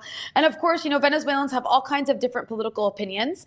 But at the same time, inside the country, there is a huge base of people who are revolutionary, who consider themselves Chavistas, and who certainly won't, you know, go down without some sort of fight if it comes down to it. So I'm curious if you can talk a bit about the attitude of people in the streets. I mean, I'm glad to hear there's calm, but are people celebrating? Are people happy the U.S. kidnapped Maduro, or is it a bit more complicated than that? No, not at all. I mean, even since last night, 2 a.m., 3 a.m., 4 a.m., when we were listening to all of these bombings and we were receiving all this information, there were no celebrations on the streets. There were just people trying to understand the situation. There was people denouncing the situation, but you never heard any kind of celebration. Venezuela is not a country that is, it doesn't like war. Venezuelans are peaceful people, and beyond that, they do defend sovereignty. Of course, there's always going to be a group of people who are going to celebrate or support these kind of interventions, but it's not the majority of the country. It has never been that way. That is the way the mainstream media portrays Venezuela, because it is convenient for them to say that the majority of the Venezuelan people wants U.S. intervention, but that is not the truth. And we have actually proved that throughout these years. Every time there has been calls by the opposition to do violence, you know, to create these violence guarimbas and protests in the streets, people always respond completely. People reject completely that idea of taking the streets of Venezuela and just overthrowing the Maduro government. No, that doesn't happen. That doesn't happen. And it's not happening now. People right now, of course, this is an extraordinary situation. We have never lived through something like that, even though Venezuela has lived through quite difficult circumstances over the past few years, but this is completely new. So understandably, most people are just at home. They are taking care of themselves. They're just looking to make sure that they have all of the essentials. Most businesses are closed. Only a few places are open. And like I said, there's this Chavista, this communal movement, this grassroots, this popular power that is on the streets, that is showing support for each other. Most of them are getting together in their own community spaces, you know? They're protecting their own territory. They're making sure that they are giving each other all the information that is necessary to confront the situation. They're listening to the Venezuelan government, and that is something very important, because right now there is this intention to try to create distrust from the Venezuelan authorities. The U.S. is trying to make us feel like we don't have no longer a leadership because Maduro was kidnapped, and that is not true. We still have a leadership. So every commune, every popular power organization, every household is just listening to what the Venezuelan authorities, Vice President Delcy Rodriguez, Defense Minister Padrino Lopez, Interior Minister Diosdado Cabello, they're listening to what they're saying. And what they're saying is that Venezuela needs to remain calm. We need to prepare for what is coming. We need to resist in the streets. We need to show strength. And of course, we need to continue to denounce globally that we are being attacked in a criminal, illegal campaign from the United States. You know, Andreína, I just want to say that for people who are outside Venezuela, the work that you're doing on the ground and the work of journalists like yourself, the independent journalists, the journalists from the community radio stations and all of the kind of community outlets in Venezuela is so important. They have been the backbone, really, of the Bolivarian revolution for 2 decades, telling the stories that mainstream media essentially tries to manipulate and lie. We know what happened in the 2002 coup. So first of all, just want to say, like, thanks to your reporting, the truth is getting out, the reality on the ground. So I think it's so important to recognize that role that popular communicators are playing, that journalists are playing in real time, telling the truth of what's happening on the ground, because it's really easy to fall into the traps of mainstream media in the West. And a lot of the reporting that you've been doing, as a journalist in these past couple of years has been precisely what you mentioned just now, is about the communal movement, about the grassroots movements. These have been the movements that have sustained Venezuela through some of the most difficult tests. This attack in 2026 comes after really difficult years in Venezuela. We're talking about 2017, 2018 sanctions regimes, when the GDP essentially dropped by 90%. The Venezuelan people were facing a massive crisis.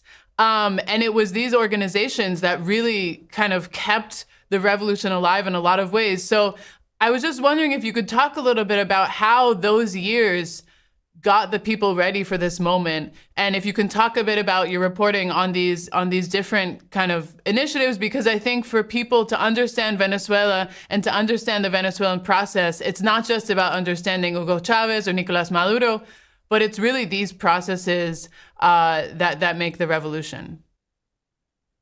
Well, I always said that Venezuelan people are a people who are trained in resistance. We have a decade or more than a decade just resisting, preparing, advancing, making sure that we learn from not only our mistakes, but that we learn from the situation that we are facing. And for example, when the US imposed sanctions against the Venezuelan oil industry in 2017, and basically they destroyed our oil industry, oil exports dropped completely, and that is the main source of revenue for Venezuela. And that meant that Venezuela had no money, the economy was completely in shambles. There was a very severe, catastrophic humanitarian situation that we were facing. People faced hunger, people were dying for lack of medicine. And this was all a direct result of US sanctions against Venezuela. But what happened? The Venezuelan people realized that, okay, so they hit us really hard. They cut off our oil revenues, they cut off essential imports, and they managed to create an economic asphyxiation. And we pay a really high price for that. But we didn't give up. We realized that we needed to come together and create new ways to reclaim our sovereignty. So what happened? Venezuela became more self-sufficient. We used to depend almost entirely on imports. We now produce almost 100% of the food we consume, which means that we can no longer face an starvation situation like the US has tried to orchestrate again and again and again, because we now have means to provide for ourselves. And we now are a people who have a more sovereign production. We have more sovereign distribution systems. We have more solidarity than ever. There have been so many solidarity initiatives that have been created because of the US sanctions. One of them, and I've mentioned this a lot, but it is truly one of the best ones, it is the Plan Pueblo a Pueblo, which is a distribution system that is between rural communes and organized communities in cities, and they come together to make sure that they can distribute food to every school, to almost every school in Venezuela. And so, yes, we have been training, we have been changing our patterns of consumption, we have been changing the way we see sovereignty. So now we have a more ample concept of what sovereignty really means. And what sovereignty really means is that we need to take control of the means of production, we need to take control of everything as a people. So yes, we have resisted US sanctions, and even though we have never faced a situation like this before, we have never been militarily intervened or attacked like this before, I think we are people who are ready to face these new circumstances. And more than that, I think we have a strong military-civilian union, and we know that we are not alone, that we also have, Latin America didn't just spend the last 20 years rehearsing against US imperialism to now drop the ball. I think Latin America is going to play an important role. I think the global south is going to play an important role in denouncing what is happening in Venezuela. So yes, I think we are definitely people who have learned to resist, and we might as well learn to resist this. Mm-hmm. Well, we really appreciate you being willing to join us and sort through it all and help report live from what's going on the ground in Caracas. Andreína Chávez, Venezuelan journalist. We will continue to follow and uplift everything you're doing, and we really appreciate you joining us here. Thank you. Mm-hmm. Well, let's just keep the movement moving on here, as it were. We want to go to another critical facet of what's been happening, and that is the response to the United States. In under 12 hours, 75 cities announced demonstrations, might even be more than that are on the street. We want to bring in Brian Becker from the Answer Coalition, who also happens to be the host of the Socials program. Pretty good show, if you ask me, which you can check out here on Breakthrough News. But Brian, I know I was able to see a little bit just before we went on air. You were in New York. I don't know what else you've been able to see around the country. I think we might be able to bring some footage up, but maybe just your initial impressions of seeing this very quick turnaround of so many cities, people coming out and representing the 60% of people in the United States, if I'm not mistaken, who are opposed to U.S. military force being used against Venezuela. Well, Eugene, a few of us stayed up all night last night once we heard the news, conferring with each other, conferring with other organizers, and by 3:30, 4 o'clock this morning, we put out the call for demonstrations to happen today, Saturday, January 3rd. By the way, I believe this is the anniversary, or maybe it's a day later, 6th anniversary of Trump's assassination of Soleimani at Baghdad airport. That was early January 2020. Anyway, 100 plus cities today, Eugene and Rania and Zoe, have come out. 100 plus cities. And literally on a few hours' notice, less than 12 hours after the bombing and kidnapping of the president of Venezuela, you have tens of thousands of people. I think in aggregate, it certainly will be in the tens of thousands of people in the United States who are saying, you know, we've learned the lesson of Vietnam. We learned the lesson of Iraq, Iraq 1, Iraq 2. We learned the lesson of Afghanistan. We've learned the lesson of Gaza, especially. We've learned the lesson of the bombing of Libya. All of these U.S. wars, always preceded by the complete demonization of the leader of the targeted country. We've learned this, and people in the United States are marching almost immediately. I mean, it's when you look back at American history, this is pretty unprecedented for something like this to happen.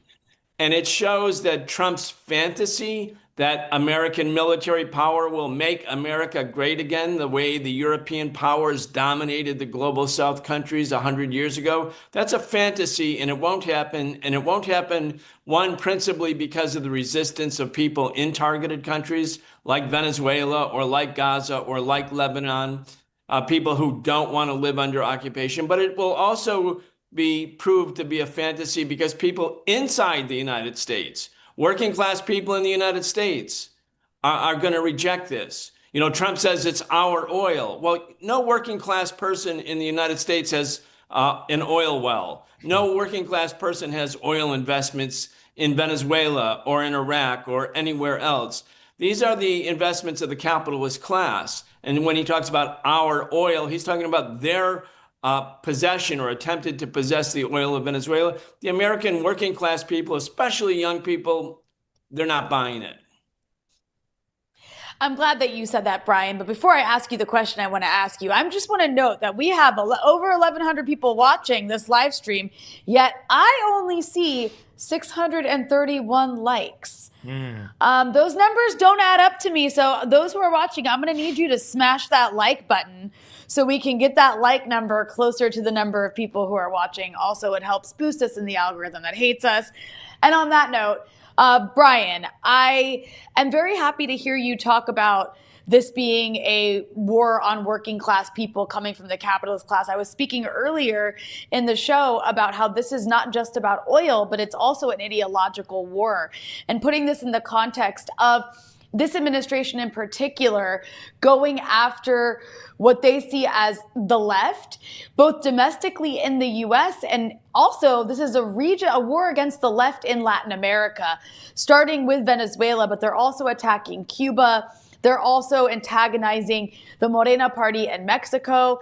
They're not huge fans of Lula in Brazil, and on and on and on.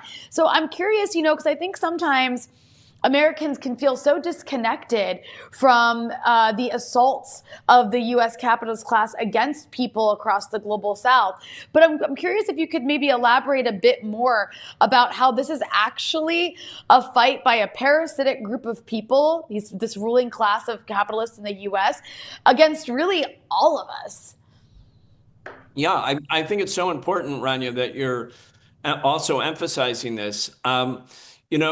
We have a situation where the Make America Great Again movement, or the Democratic Party for that instance, they want us to think as Americans, and in that sense to identify as if we all have something in common, even though working class people in the United States are being basically demolished right now, where half the country is living paycheck to paycheck. 1 out of every 2 bankruptcies in the country is because people can't pay doctors' bills.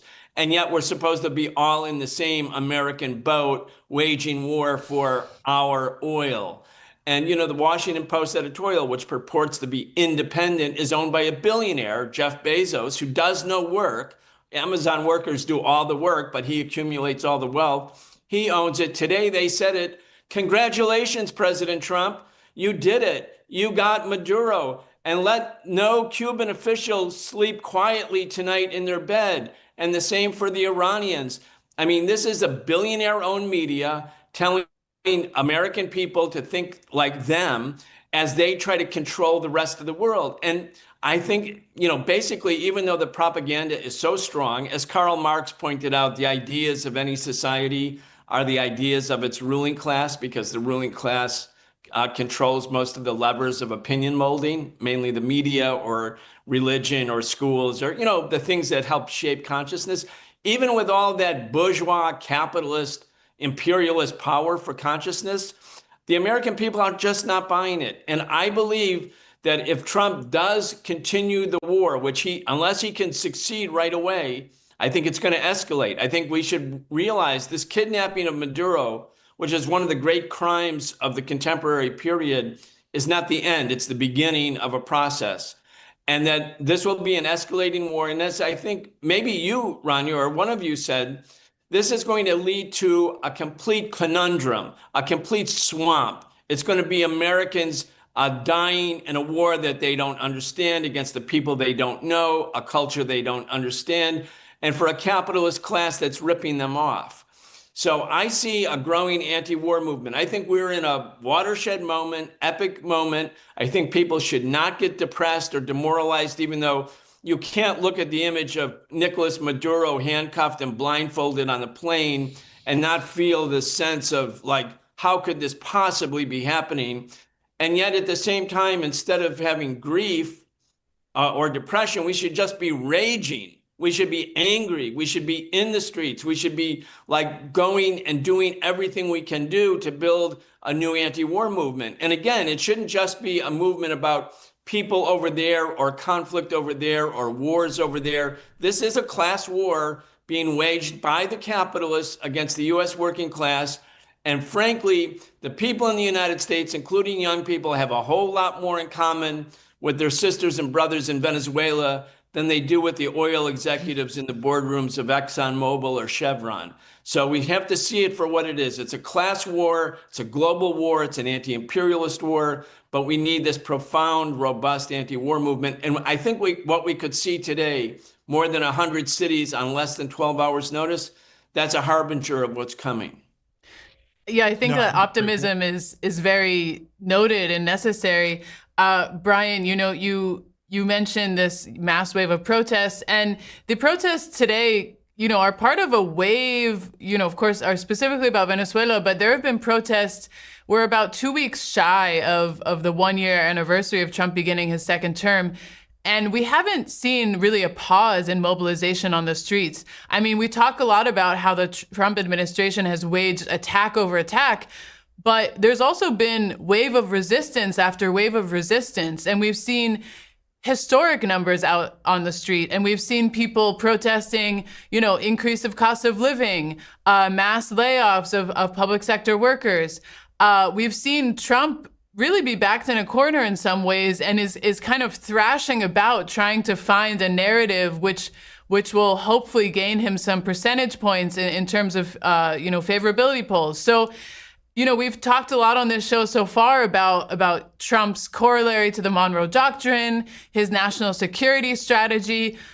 I'm just wondering, can you make sense of the two things happening at once? On one hand, historic levels of domestic oppositions to a lot of Trump's policies. And on the other hand, a Trump which seems determined to regain control over the Western Hemisphere. Why is he pivoting away from the other parts of the world? How are these two things related? It's three things, I think. But anyway, could be three. But, it's so interesting. And the question you're posing, Zoe, or questions, I was thinking a lot about earlier today, because one of the lines in Trump's press conference today is American dominance. I think I have this verbatim. American dominance over the Western Hemisphere will never be questioned again as a consequence of the kidnapping of Maduro. American dominance over the Western Hemisphere will never be questioned again. Well, first of all, that's BS. That's not going to happen. There are people all over the Western Hemisphere who are not going to, happily live under U.S. domination or U.S.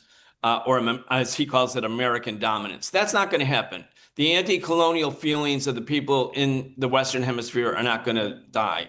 But there's something else, and it's this connection between the growing struggle against Trump by different political forces who were not really anti-imperialist, even 6 months ago, who are being compelled in their struggle against Trump to take on really what amounts to an anti-imperialist viewpoint. And I'll give you an interesting example. On April 5th, we had a demonstration in Washington, and the 50-51 folks were having a demonstration timed to coincide with timed for the same day. And their demonstration was down at the Washington Monument, and we were over like 15 blocks away towards the Capitol building. And as a lot of the 50-51 people came past our protest site, and it was against the genocide in Gaza, people stopped for a second and they said, "Oh no, this isn't our demonstration. We're going to the other one." And off they went. And we sent people over to the other one, and we leafleted, and we said, "Please join us." And, we made an appeal, but most of them didn't come. Today, in the early morning of January 3rd, hours after the Answer Coalition and others called these demonstrations today, 50-51 immediately wanted to collaborate. They were saying, "We want to co-host this." We have organizations, including labor unions and community groups that in the past didn't consider themselves anti-war activists at all, but they're now joining the movement. And they're bringing something new to the movement. They're bringing their own experience, their own struggles, and they're connecting the dots.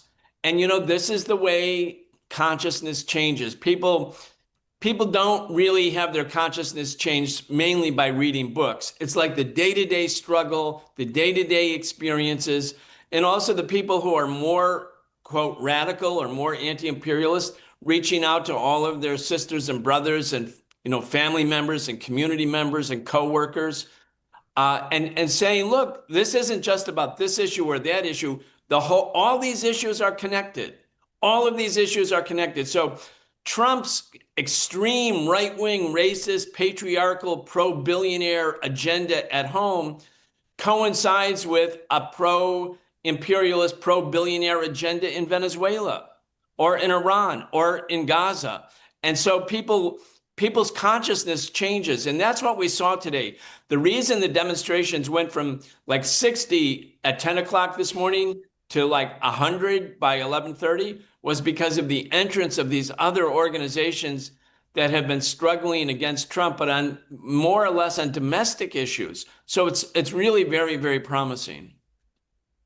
Yeah, no, I think that's a very good point. I mean, I think you've made a number of points. They say they're going to run the country in Venezuela. They can't run the country in the United States. $2 trillion on wars over the past 2 decades and our infrastructure collapsing around us totally in many different ways. Well, Brian, we really appreciate you joining us here, helping sort through it. I know answercoalition.org is a place people could probably go to find out more about the growing anti-war movement that you have laid out is moving by leaps and bounds. So thanks again for joining us. And of course, everyone needs to check out the socials program week to week. Thanks so much. Well, I think, very encouraging. And obviously, we had some of the images there alongside us as we were talking of people who were out. I think it was, New York and a couple other places. I'm getting some texts through the course of this, Savannah, Georgia, and all sorts of places all around the country, big and small, where people are coming out. So hopefully it continues to grow and people continue to recognize that here in the US, we are the difference maker, quite frankly. Like that is what happens here will determine what the politicians can carry out, what they'll be able to do. I want to just raise a few points and then maybe get you guys' take on it as people who have spent time in Venezuela and seen it over the years as well about this issue of sanctions that we've been talking a lot about. And, we did Trump out there talking about how Mexico is, allegedly doing XYZ to America. Well, very interesting report that came out several years ago from the Center for Economic and Policy Research. And one of the authors was Jeffrey Sachs. So, not just Eugene, Puryear, even august people from Columbia University. But they estimated that in just 1 year from 2017 to 2018, 40,000 people were killed in sanctions. So I want to bring up two graphs that I think really tell a lot of the story about what's been going on with this maximum pressure campaign with Venezuela. And the first one is about oil, basically the oil industry output and the relationship of poverty. So it's pretty clear. The blue line is oil exports and the brown line is poverty. So you can see poverty was going down until about 2017-ish, and you can see the crossover up there of the decline in oil production and poverty going up. So of course, when we were talking to Andreína Chávez, the Venezuelan journalist, she made this exact point that, the vast majority of Venezuelan income was coming from the oil industry, that it was being used to significantly reduce poverty and to put in many social programs to support, organizations on the ground, communes, communal councils, or whatever. Then this policy comes in actually a little earlier than 2017, actually, even under the late Obama administration. You see 2014, 2015, 2016. The correlation there is, people can say, there's a correlation, maybe not causation, but I think it's pretty clear when you look at all the issues together, exactly what was happening. And I want to show another graph here that also just speaks to what was happening prior to this. This is the reduction of poverty up until 2011 that was happening under President Hugo Chavez at the time, which is why millions of people were supporting it. They were using the oil income, unlike how it had been used for the past 40 or 50 years, which is just to enrich a tiny elite of people, like, for instance, the family of Maria Corina Machado and people like that. And in fact, to go into social programs to reduce poverty. So you had an almost 50% reduction in poverty. It was 40 some odd percent, I think 45, 46 from the time they come into power in roughly 1998 until there in about 2011. You have a deep, I think almost 70% reduction in extreme poverty. That's the bottom line. Top line is poverty, bottom line there. So I just wanted to lay this out because I think we talk abstractly about the impact of sanctions, but everyone will say Venezuela, and by everyone I mean the US media, will constantly say, the Democrats will constantly say, certainly the Trump administration, we saw Marco Rubio and these others talking about it in the lead up to this, that the Venezuelan economy has been destroyed, that it's a failed state, that it's all these things. Well, in fact, it was one of the most highly successful poverty reduction projects on the planet that was deliberately sabotaged by sanctions, which created a massive economic crisis that has probably directly killed, or at least indirectly been responsible for tens of thousands of deaths in the country, that has forced millions of people to have to leave just to be able to survive, that's created significant social chaos in the country, that's designed to pit people against one another over, who they support or who they don't support, with all these psychological operations that are put on top of it to try to enhance that, then a blockade of the country, now the kidnapping of the president. So this has been, as Rania has been pointing out throughout the whole show, like this is not just, oil, it's geopolitical, it's about politics. It's about the fact that they want to change a government that was successfully using its resources to do something positive and setting a great example for the people of the region and the world. And let's not forget that under the Chavez regime, they were sending oil to the Pine Ridge Indian Reservation, which is one of the poorest county, I think, in the United States of America. The U.S. government isn't helping them. The Venezuelan government was. In the South Bronx, they were doing the thing. So anyway, I don't want to say too much about it, but I don't know exactly when we're even supposed to go to our next guest, but I do think that, both you and Zoe, you and Rania have seen this over the years and have seen how this has developed. So I just wanted to hand it over if there's anything you wanted to say about this issue, because I think for those of us who've seen it on the ground, the pain is very real. Well, I think it's interesting because over the past several years, starting in 2017, which is kind of when the maximum pressure campaign begins, of course, there's an increase in immigration outside of Venezuela. And then it becomes kind of the talking point of the right wing within South America, within the Caribbean, within Central America. The situation in Venezuela is so bad, the government is so corrupt. Look at how many migrants are leaving. There's millions. It's a humanitarian crisis. And yes, there is of course a crisis. People are leaving their homes not because the government is corrupt and the government is so bad. Otherwise, why did they only leave just when the maximum pressure sanctions campaign begins? It's like, how can those two things be divorced from each other? Yeah, it's almost as if it's like a response to that. And, of course, it causes a massive crisis. And of course, this actually ends up impacting internal politics of many South American countries. It becomes the electoral talking point. It becomes, see, look at these Venezuelan migrants that we have in our countries. If you vote for the left, it's going to create more, it's going to have this knock-on effect. We're going to have more and more migrants.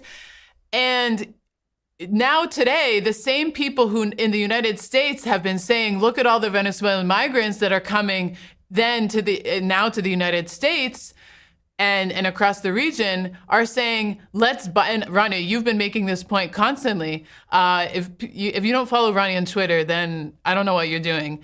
Because this point is really important, that they complain about migrants. They say migrants are evidence of the failure of the Bolivarian Revolution, yet they want to cause a war that would clearly make hundreds of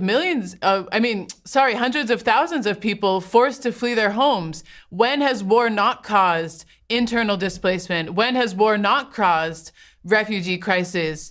It just makes no sense. They keep wanting to use migrants as this scapegoat, yet they're willing to destroy a country, create a greater regional crisis, let alone, we're not even talking about the angle of what kind of internal armed conflict could happen in a country where there's millions of people that are armed. But just the humanitarian impact itself is just insane. And it's like a self-fulfilling prophecy, or like a never-ending cycle that they try to force down our throats in this ridiculous narrative. And at the end of the day, it's the Venezuelan people who are suffering. It's not these war hawks in Washington who just consider them kind of talking points and pawns. So, Rania, I know you've said this a lot. So, and especially from your regional perspective, coming from Lebanon, a country that has, again, millions of people outside the country, similar, challenges. I think you have a lot to say on this as well. Well, I do, but we're gonna have to hold it to after our next guest, because I know we don't want to keep him waiting. I'll throw it to Eugene to introduce our next guest. Yeah, for sure. We have very honored to have with us once again on the show Manolo De Los Santos, who's the executive director of the People's Forum and also a researcher with the Tricontinental Institute for Social Research. Manolo, thanks so much for joining us. Thanks again for having me. Well, it's great to have you here. And you are also someone with a lot of experience in this issue, and you've seen things from multiple sides. And I guess my first question for you here is, what is the regional significance of this happening right now in the context of the Trump corollary and all these things? We've talked about it with a number of guests so far, but I think it's important to continue to reinforce this basic reality of what this is really about, because there's so much propaganda being thrown at people in the US and around the world about, illegitimate presidents and drug deals and all these other things. So, just give us that framing, which I think is super important for how people really need to understand this. I would say that what we have witnessed in the last hours has been the bloody reminder that the Monroe Doctrine, in place for over 100 years, is in full control of the United States foreign policy right now. The belief, which is not just a belief, but is being seen with the bombs that exploded over Caracas, with the kidnapping of President Maduro, is that the U.S. continues to see not just Venezuela, but all of Latin America and the Caribbean as its backyard, as an area that it has to dominate, that it has to control, that its natural resources do not belong to its native people, but belong to the interest of billionaires in the United States.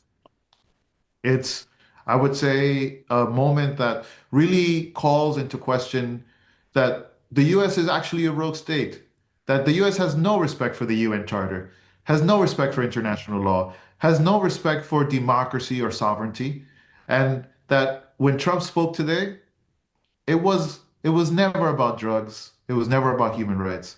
It was all about fattening the pockets of rich billionaires in the United States in order to control Venezuelan oil. Well, Manolo, I mean, you're a scholar of the region, and I think your perspective on this is really important. The Monroe Doctrine, Trump's corollary to it, is not only a threat to Venezuela. And as we've talked about before, on the show and earlier today, there was an explicit threat made against, or maybe an implicit threat made against Cuba. Cuba has already been kind of a secondary target of U.S. attacks on Venezuela with the seizing of the oil tanker that we know was headed towards Cuba. What is the read from Cuba right now? I know you are in constant communication with people who are studying it and following it. What is the read on what this could mean for Cuba? What does it mean for the Caribbean region? Are the U.S. kind of warships going to remain stationed there? How do you see the next period now? Well, I would say that the Cuban American mafia, led by Marco Rubio, but that has multiple representatives in the US Congress, and the Trump administration have made it very clear that their agenda actually is not just Venezuela. It's about full control and domination of the region as a whole. And in order to do so, they have clearly laid out that they not just want to see Venezuela under their full control, they also want to see Cuba and Nicaragua, but why not also Colombia, Mexico, Brazil, or any country more progressive or less progressive, more revolutionary or less revolutionary or not, regardless of what their actual political stance is, but any government that isn't fully at the feet of the United States is a target for US operations right now. And Trump's words from the White House today, I think, not just raised the level of threat for Cuba, and I think the Cuban people have been living under the threat of US invasion, of US intervention for decades now. The Cuban Revolution just turned 67 years old on January 1st. And I would say for 66 years of those 67, they have lived under the constant threat of US intervention. And they have, I would say, not blinked an eye.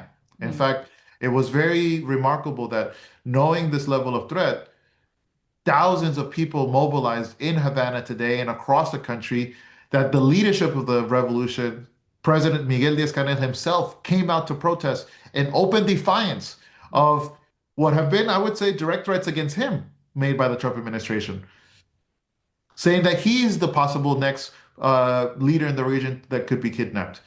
But we should be worried not just about Cuba. I think we need to be worried literally that this is a threat that could happen to Sheinbaum in Mexico, that could happen to Petro in Colombia, that could happen to Lula in Brazil. It could happen to any leader. Only the leaders that grovel at the feet of the US, like Milei or Bukele, are safe in this scenario. Safe. Which we all also know that US allies themselves are never safe. We already know Maria Corina Machado is already being discarded as trash by the Trump administration. Not good enough. So we already know what waits those groveling allies.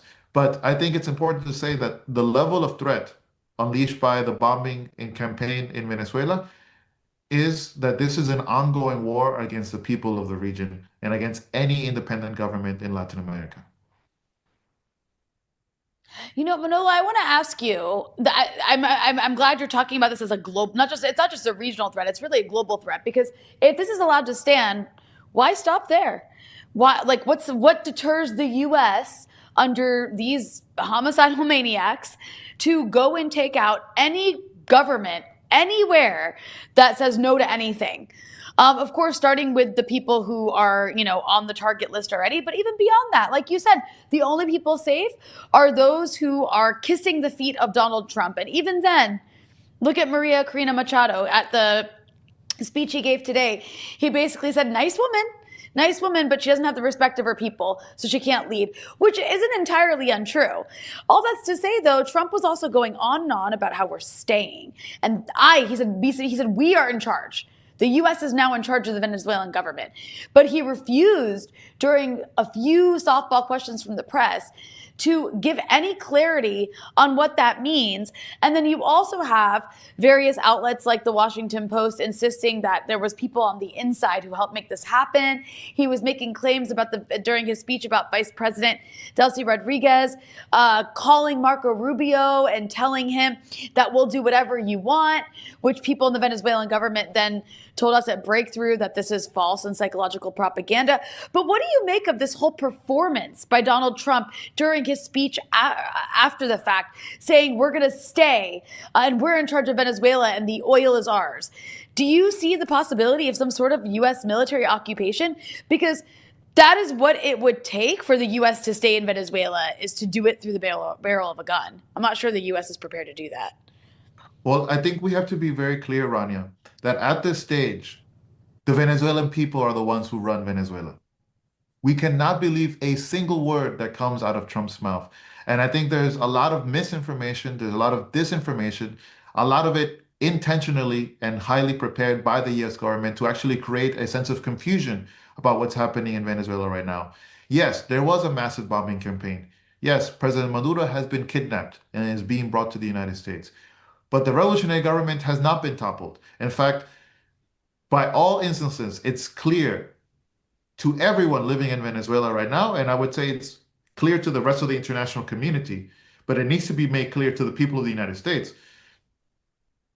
The Venezuelan government is still in power. They're still running the economy. They're still running the centers of life. They're running the cities, the means of communication. Everything is continuing to be in the hands of the revolutionary government in Venezuela. It has not been toppled. And I think we have to also be very clear that Trump and his mafia, led by Rubio and Hegseth, want to impose an alternate reality. They want to impose the idea, the myth, that somehow not just is the U.S. running Venezuela right now, as Trump constantly said throughout his press conference today, but that they have the capacity to occupy Venezuela right now, that the threat of troops on the ground is still there. I would say the threat is real, but I think the U.S.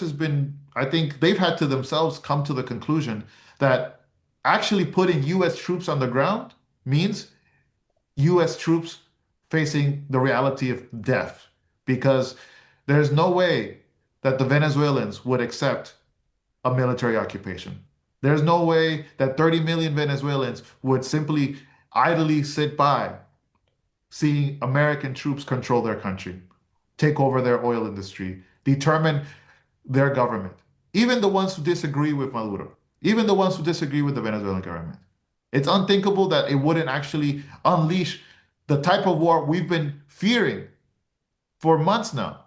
I mean, we've been on the show many times talking about, for 3 months now, the real threat of U.S. ground operations in Venezuela, because they would have to confront, like I've said before, 8 million Venezuelans who are armed to the teeth, ready to defend their country.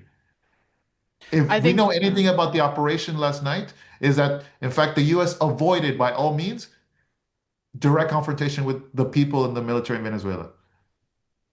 Yeah, I think there's a lot of great points there, Manolo, and thank you so much for joining us directly from the streets of New York City. I think the turnout today in over, I think it is 100 cities, is a really strong message that's being sent to the Trump administration. It's not just Venezuela that's against this war, but it's the people of the United States. Over 2,000 people marching in the streets of New York today. Incredible.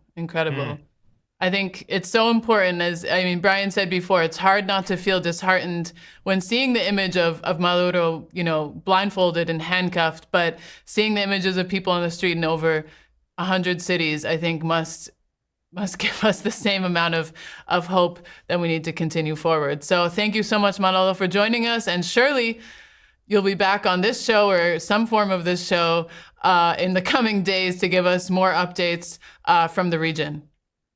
Thank you for having me. Well, you guys, as we prepare to wrap, we're going to have a little bit of a conversation. And I know that y'all have some things to say. Let's call this our dunking banter, because I want to dunk. We all want to dunk on people who are annoying us. There's a lot of people annoying me. I mean, first and foremost, that Miami mafia that's like celebrating. It's so gross.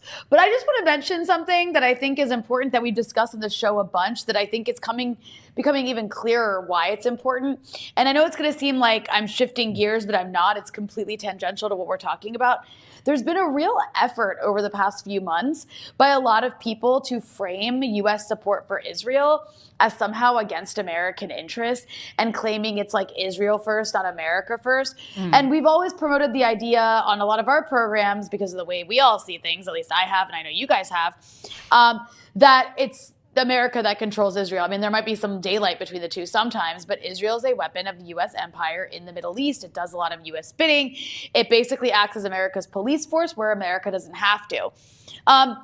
And it's this like idea of like these America firsters are going to take on Israel, I think has really been exposed as having limits, because there's people trying to claim that Venezuela is happening because of Israel. I even saw this Tucker Carlson clip showing, because it's true, Maria Corina Machado has said that one of the first things she would do if she became president of Venezuela was move the Venezuelan embassy to Jerusalem, or open it in Jerusalem. I don't think they have ties, but all that's to say she would like have really great relations with the Israelis. And Tucker's like, I don't get it. This just means that somehow Israel has to do with the regime change in Venezuela. But the reality is Maria Corina Machado supports Israel because they are ideologically aligned, just like Chavistas and people who are part of the Bolivarian Revolution support Palestine, because they are ideologically aligned. Because at the end of the day, the opposition in Venezuela is a part of American empire, just like Israel's a part of the American empire. They are on the same team. And I see a lot of these people who've been promoting this idea of, you know, America first, not Israel first, then going and supporting the war on Venezuela.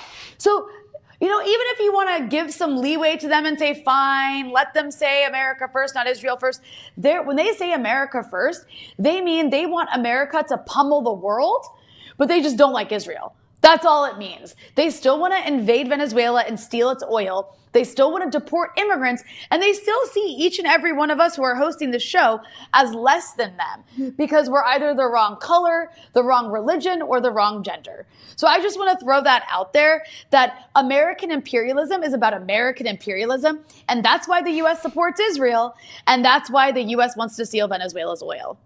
No, I think that's 100% correct. I'm very well said. And the idea that people who think that sort of like the politics of the Spanish Inquisition is somehow a step forward for America just because people are saying that is sort of amazing. I mean, the open and then like not even veiled anti-Semitism of a lot of these people like is very clear. Like they are building a movement that is against minorities.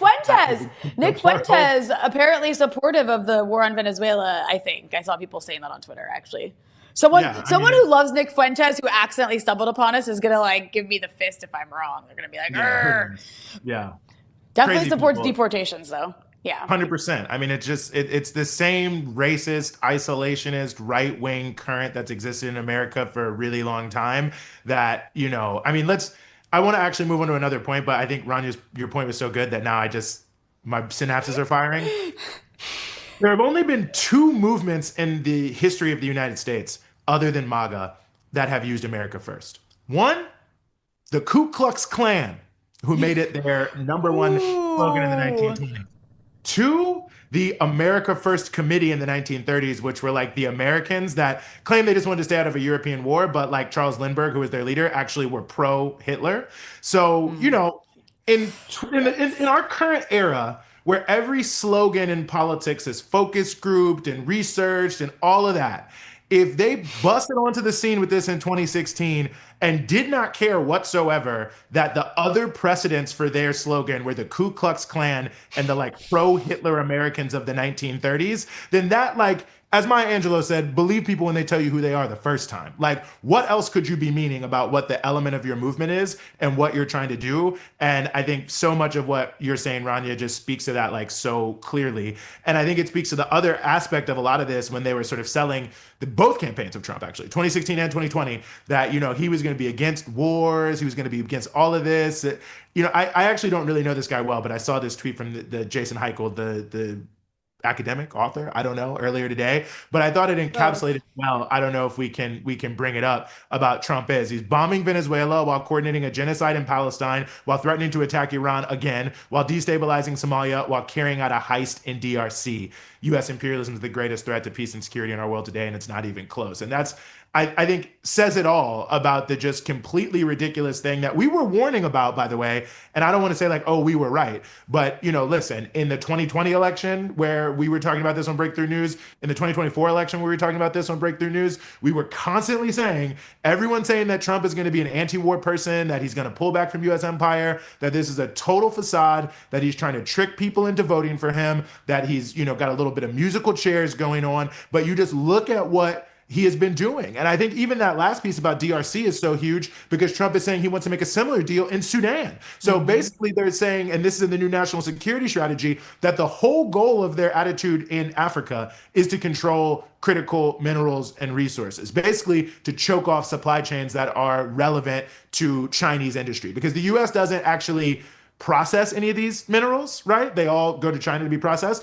And there's a whole other story about that, but the basic point being the U.S. wants to control that choke point going towards there. Just like the Middle East. All the oil in the Middle East goes to Asia, but they want to control that choke point. It's same thing with Venezuela. All these different pieces, like they are actually openly neo-colonialist. I'm still here. My electricity just went out. Keep going. Is to control the whole world and to use blunt force trauma to prevent anyone from changing anything.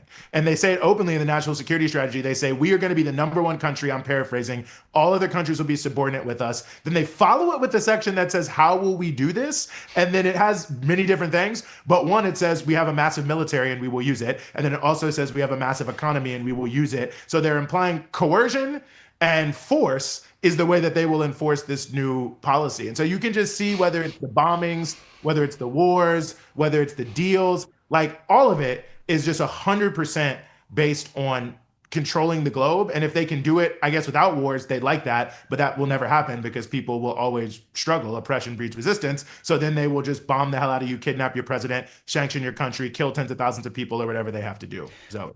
Well, it's funny because Pete Hegseth, who's, I think now widely accepted as a war criminal because of his role in the aerial attacks in the Caribbean and the two-tap strike, and of course all of the other strikes that have taken place again and killed over 100 people from Colombia, Trinidad, and Venezuela, keeps saying, I think he feels like personally attacked that people keep denying that Trump is a president of war. And he keeps saying, no, it's peace through strength. You guys aren't getting it. We're doing war, but it's for peace. And it's like, at a certain point, all of these words just lose meaning when they're used by them. All of they're bombing other countries. They're kidnapping presidents. You don't have to, that's what it is. They're killing civilians in international waters. You can't really like spin that to be anything else than what it is, which is a war crime, which is a violation of international law, which is a violation of U.S. law. And they keep saying these things. No, it's peace through strength. For all of you haters who said this was illegal, like I'm paraphrasing JD Vance a little bit there. For all you who said it was illegal, like I assure you it is legal.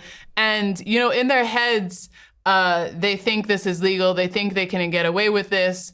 And I know we're coming to the end soon. And I just wanted to say a quote that Berta Cáceres, the slain Honduran environmental activist whose anniversary is coming up on 10 years this March, always said, which is that impunity is not eternal and the people know how to make justice. And so I think that when we're seeing all these flagrant violations and the sense that the U.S. can get away with every single crime that they're committing, it is not eternal. And despite all of these intense setbacks, it is true what she says there. The people know how to make justice, and there will be justice. So I just want to also add that I want everyone to be careful of the charlatans. I know this isn't the popular thing to say because everybody wants to like love on all the people who are getting bajillion views for like being opposed to the genocide in Gaza.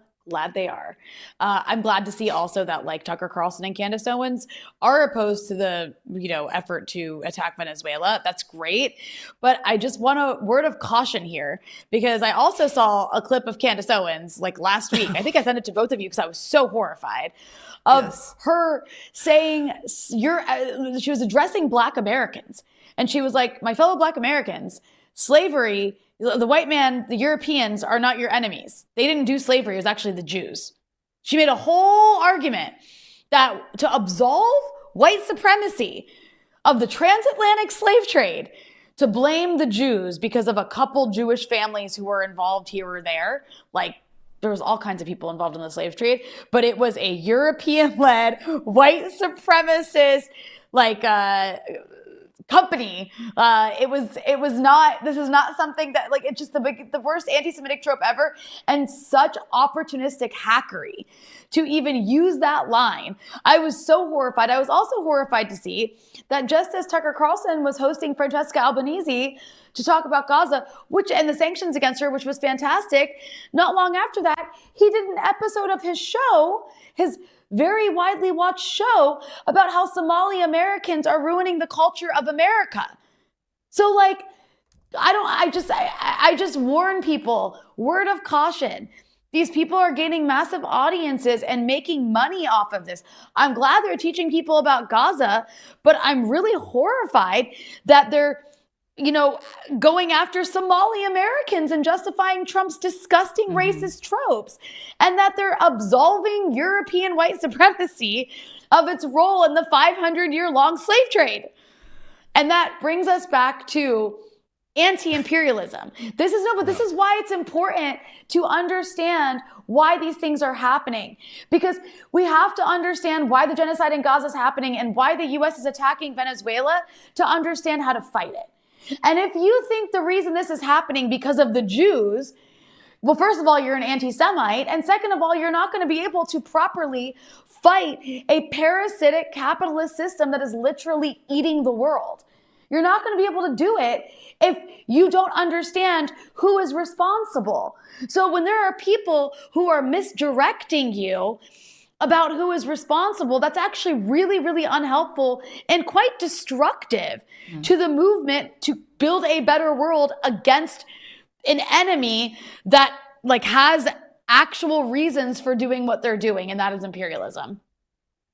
No, I think it's a good point. We have to build a holistic movement. I mean, the reality of it is when the status quo is X, anything that is against the status quo can be perceived to be against the system, but that doesn't actually mean that it is so. And what we're against is important, but what we're for is actually more important. And how do we get from point A to point B is critical. Where do we want to go and what kind of world do we want to build? And I think that's actually super important. And there can be a sort of Venn diagram crossover on issues. People have the same view on a particular issue, but in fact, they have a totally different worldview. And that worldview actually is maybe more important than the overlap on the issue in terms of how do you get from point A to point B? How do you build the type of world you want to build? And I think your point, Rania, is totally correct. I mean, at a time where the world is in great chaos and turmoil, it's obvious the capitalist system can no longer provide what needs to happen for the people of the world. I mean, right now, look at climate change.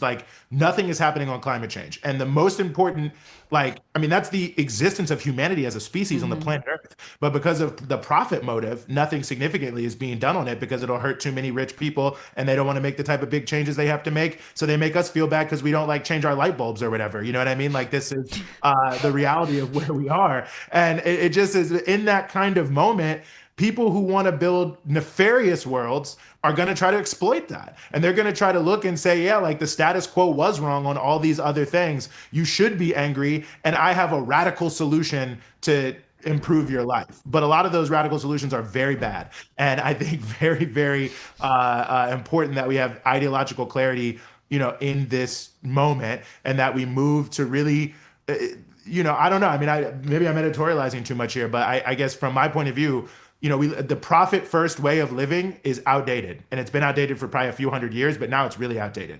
So we actually have to need to a people first reality. And people get scared of words like socialism because they don't really know what it means. But what it really comes down to is this: there's a certain amount of human and material resources on the planet.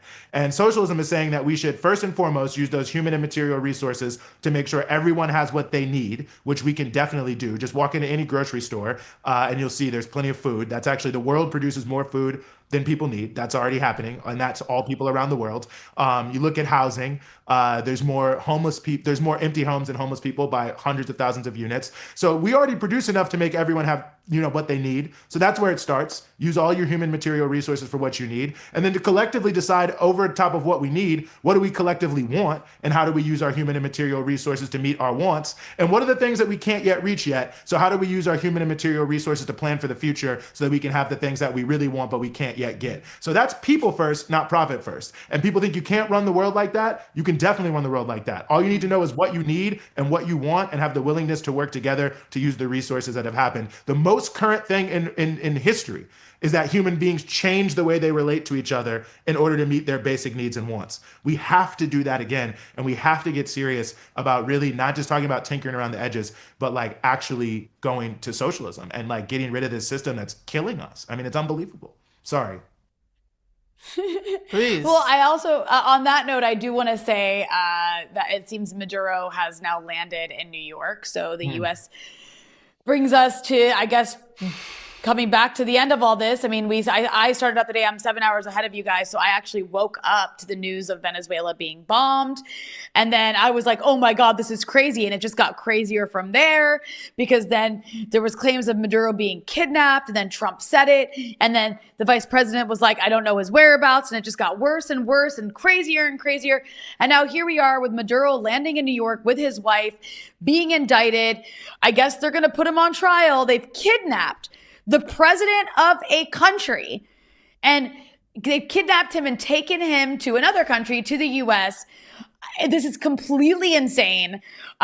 We are here at Breakthrough News to help you make sense of this nonsense, but it is the reality of what's happening. I'm glad that we could bring you this 2-hour-long live stream. I hope it was helpful in understanding what the hell went on today. Certainly will go down in history, and it's not over yet.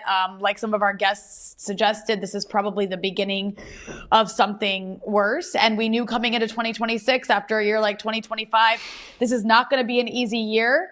But we are here to help you make sense of it, and hopefully be a part of helping to build a better world, and putting the foundations of that down now, even when it feels like we're losing, is important for the future. We are an independent media outlet. We're able to bring you the truth because we don't get money from Boeing and Lockheed Martin and Palantir and all of the companies that are probably making bank off of the destruction of Venezuela, definitely the destruction of Gaza. So you can help us here at Breakthrough News continue to go and grow by becoming a member, by going to patreon.com/Breakthrough News, where for as little as $5 a month, you can help support this independent media outlet that I think is incredibly important to the movement for a better world.